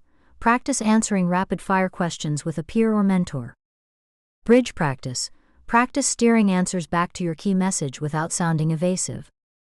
36.11 Case study. Indra Nooyi. As former CEO of PepsiCo, Nooyi often faced challenging shareholder questions. Her calm listening, structured responses, and acknowledgement of multiple perspectives built confidence even among critics. Key takeaways. Q&A is an opportunity to build trust and deepen audience engagement. Listen carefully, structure your answers, and stay composed under pressure. Handle tough or off-topic questions with grace. Redirect if necessary. Manage group dynamics to keep the session inclusive and productive. Always end by reinforcing your core message. Chapter 37. Becoming a Global Speaker. 37.1 Why Global Speaking Matters. Today's world is interconnected. Your audience may be international even if you're speaking from home. Whether you're presenting at a global conference, leading a multinational team meeting, or recording a webinar for a global audience, your ability to communicate across cultures determines how well your message lands. Key insight: what works in one country may confuse, bore, or offend in another. Cultural intelligence is a speaker's superpower. 37.2 Understanding cultural context. High context versus low context cultures. High context, Japan, China. Messages are indirect, rely on shared understanding. Low context, US, Germany. Messages are direct, explicit, and detailed. Power distance. In some cultures, challenging authority is discouraged. Q&A may be quiet. In others, debate is expected and encouraged. 37.3 Adapting your language. Avoid slang, idioms, and local humor that may not translate. Use short, clear sentences, especially when many listeners speak English as a second language. Speak slightly slower and enunciate clearly. Provide visual aids to reinforce your points. 37.4 Respecting cultural norms. Gestures. A thumbs up may be positive in some countries but offensive in others. Eye contact. In some cultures, direct eye contact signals confidence, in others it can seem disrespectful. Personal space. Be mindful of proximity on stage and during networking. Dress. Match the audience's expectations, formality varies widely. 37.5 Global storytelling. Choose examples that are universally relatable. Family, growth, perseverance. Avoid references that only locals would understand, e.g., a niche TV show or local sports team. If using data, include global or regional statistics rather than just national figures. 37.6 Working with interpreters. Brief interpreters ahead of time. Share your slides, key terms, and acronyms. Speak in shorter sentences and pause for interpretation. Avoid speaking too fast or overlapping with them. 37.7 Handling virtual global audiences. Be mindful of time zones. Rotate schedules if running recurring events. Provide transcripts or subtitles if possible. Use inclusive examples and greet participants from multiple regions. 37.8 Building global empathy. Learn a few words of greeting in your audience's language. It shows respect. Research cultural holidays, sensitivities, and recent events that may affect your message. Approach with humility. Be willing to learn and adapt if you make a mistake. 37.9 Exercises to build global awareness. Cultural deep dive. Pick a country where you're likely to speak. Research its communication norms, business etiquette, and humor style. Translation test. Take a paragraph of your talk and translate it using an online tool. Would it still make sense if translated back? Global peer review. Share your presentation with colleagues from different cultures. Ask for feedback on clarity and tone. 37.10 Case study. Chris Anderson, TED. TED Talks are viewed by millions globally. Anderson advises speakers to strip jargon, focus on universal themes, and aim for a global citizen audience, a key reason TED's content resonates worldwide. Key takeaways. Cultural intelligence is essential for global communication. Simplify language, adapt humor, and respect cultural norms. Collaborate effectively with interpreters, and be mindful of global accessibility. Approach global audiences with humility, curiosity, and respect. The goal is to be understood and remembered, not just to deliver information. Chapter 38 Building your signature talk. 38.1 What is a signature talk? A signature talk is the flagship presentation you become known for, the one that consistently gets requested, remembered, and shared. It represents your core message and area of expertise. It is refined, repeatable, and easily adapted to different audiences. It becomes a cornerstone of your speaking business or thought leadership. Key insight: a great signature talk isn't about saying everything you know, it's about focusing on one big idea you want to own. 38.2 Benefits of having a signature talk. Clarity: you know exactly what you stand for. Consistency: your brand message stays sharp across events. Scalability: easier to promote and book, event organizers know what they're getting. Confidence: familiarity allows you to deliver it with mastery, not just competence. 38.3 Finding your big idea. Ask yourself, what is the core insight I want people to remember a year from now? What problem am I uniquely qualified to solve? What change do I want to create in the audience? Can I express this in a single, compelling sentence? Example: Simon Sinek's signature idea, Start with Why, became a best-selling book and TED Talk because it was clear, powerful, and universally relevant. 38.4 Structuring your signature talk. Use a proven framework such as opening hook, grab attention immediately, story, question, or bold statement. Big idea, clearly state the core insight early. Story and evidence, support with case studies, research, and examples. Framework or process, provide a clear, actionable model. Transformation, show what life looks like if they apply this idea. Call to action, tell them the first step to take after leaving. 38.5 Building emotional resonance. Use stories to bring your idea to life. One strong personal story can anchor the entire talk. Include relatable struggles, so audiences see themselves in your message. Build toward an emotional high point where the insight clicks. 38.6 Designing signature visuals.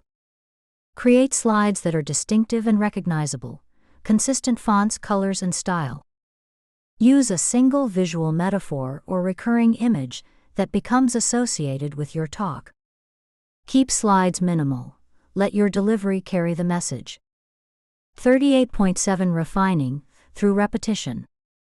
Practice relentlessly, but aim for polished spontaneity, not memorization. Deliver your talk in small settings first, refine based on feedback. Record and review yourself to catch pacing, clarity, and energy issues. 38.8 Customizing for different audiences. A signature talk should be 80% consistent, with 20% customizable. Adjust stories, examples, and statistics to suit each audience. Keep the core message intact, this maintains your brand. 38.9 Exercises to build your signature talk. One-sentence summary. Write down the single, powerful sentence that captures your talk's big idea. Storyboard your talk. Sketch each major section on sticky notes or slides. This helps you visualize the flow. Deliver in 3 lengths. Practice giving your talk in 20, 10, and 5 minutes. This forces clarity and flexibility. 38.10 Case Study. Brené Brown. Her signature talk, The Power of Vulnerability, became one of the most watched TED Talks ever. Its success came from a single clear message: vulnerability is strength. Personal storytelling that made it authentic. Humor and relatability that kept audiences engaged. Key takeaways. Your signature talk is the most powerful expression of your message and expertise. Focus on one big idea that you want to be known for. Craft a compelling structure with a clear opening, core insight, and actionable conclusion. Refine through repetition and customize for different audiences while keeping your message consistent. A strong signature talk can launch or accelerate your speaking career. Chapter 39: Building a Speaking Business. 39.1 The shift from speaker to entrepreneur. When you start charging for speaking, you're no longer just a communicator, you're a business owner. You must think about branding, marketing, pricing, client relationships, delivery consistency. Key insight: Speaking professionally is about solving problems for event organizers, not just giving great talks. 39.2 Defining your market. Identify where your expertise adds value. Corporate events, leadership, innovation, motivation, sales conferences, associations and trade shows, industry-specific insights or trends. Education and nonprofits, training, workshops, inspiration. Virtual events and webinars, cost-effective and global opportunities. Ask yourself, who is my ideal audience? What are their pain points? What result do they want after hearing me? 39.3 Creating your speaker brand. Positioning statement. Define what you do, who you help, and the transformation you deliver. Example: I help leaders communicate with clarity so they can inspire teams and drive results. Speaker reel. A short video showcasing you speaking, audience reactions and testimonials. Professional photos and website. Make it easy for event organizers to see your expertise and contact you. 39.4 Packaging your offer. Signature talk, your core keynote presentation. Workshops, deep dive sessions for smaller groups. Consulting, coaching, offer additional value beyond the stage. Virtual presentations, live stream or pre-recorded talks for remote teams. 39.5 Setting your speaking fees. Factors that affect pricing. Experience level. Audience size and profile. Event budget. Your unique expertise and demand. General ranges. Beginner speakers, $500 to $2,500 per talk. Mid-level professionals, $5,000 to $15,000. Well-known experts, keynote speakers, $20,000 plus. Tip: start lower, over-deliver, and gradually raise fees as demand grows. 39.6 Finding speaking opportunities. Networking. Leverage your existing contacts, let them know you speak. Speaker bureaus. Join once you have a polished talk and reel. LinkedIn and social media. Share insights to attract event organizers. Outbound outreach. Research conferences and submit proposals. 39.7 Marketing yourself as a speaker. Share clips of your talks on social media. Publish articles or thought leadership posts to build credibility. Appear on podcasts to reach new audiences. Collect testimonials after every talk. Social proof sells. 39.8 Delivering a world-class client experience. Respond promptly and professionally to inquiries. Customize your talk to the audience and event theme. Provide marketing materials to help organizers promote you. Be easy to work with on logistics. Event planners remember this. 39.9 Expanding your business model. Once established, you can add books, extend your brand and credibility. Online courses, create scalable products from your expertise. Membership communities, keep engaging your audience after events. Retreats or summits, host your own events. 39.10 Exercises for building your speaking business. Create your speaker one-sheet. Summarize your bio, signature talk, audience outcomes, and testimonials on a single page. Fee ladder. Set prices for different types of events, keynote, workshop, virtual. This gives you confidence when quoting. Prospect list. Build a list of 50 conferences, companies, or associations that could benefit from your talk. 39.11 Case study. Mel Robbins. Mel Robbins turned her expertise into a speaking business by creating a viral TEDx talk, How to Stop Screwing Yourself Over. Writing best-selling books. Offering workshops, courses, and coaching.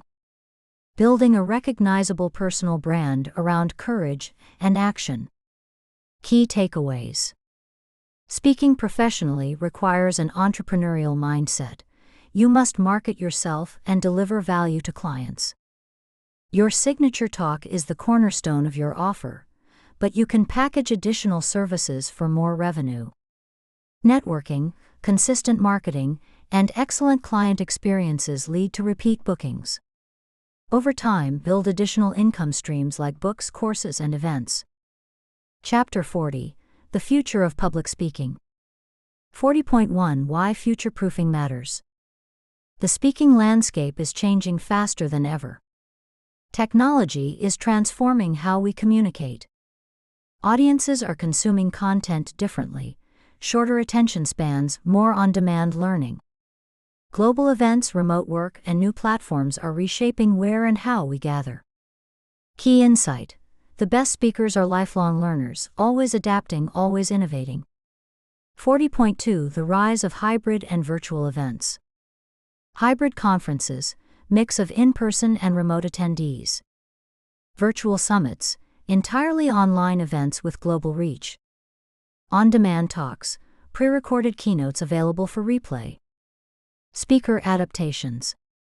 Learn to speak confidently to a camera, as well as a live audience. Use interactive tools, polls, chat, breakout rooms to keep virtual audiences engaged.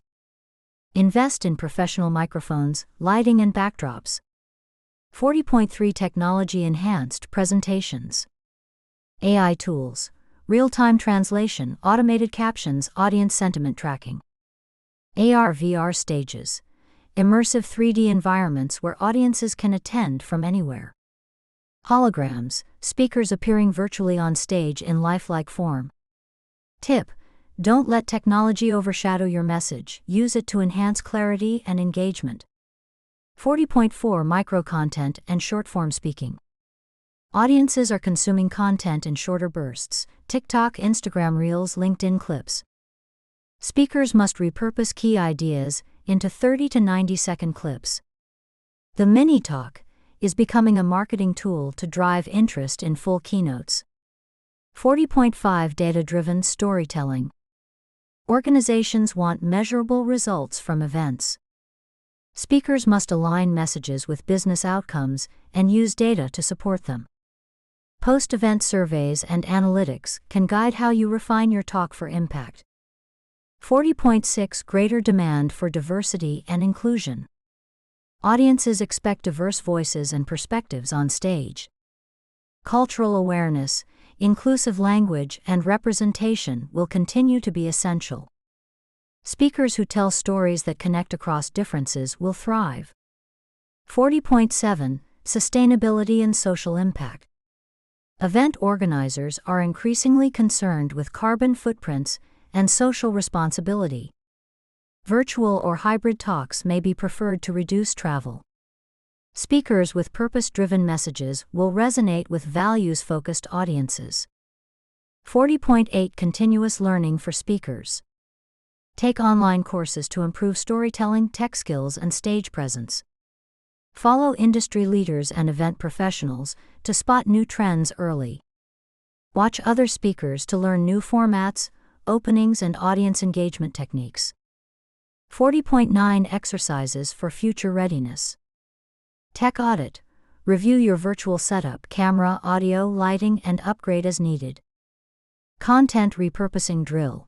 Take a 10-minute section of your talk and distill it into a 60-second video clip. Trend tracker. Choose 3 industry newsletters or blogs to follow regularly. Stay informed about event and communication trends. 40.10 Case study. Barack Obama's virtual keynotes. Post-presidency, Obama has delivered keynote speeches virtually to global audiences. His calm, camera-friendly delivery and ability to connect emotionally through a screen show how great speakers can remain relevant even as formats change. Key takeaways.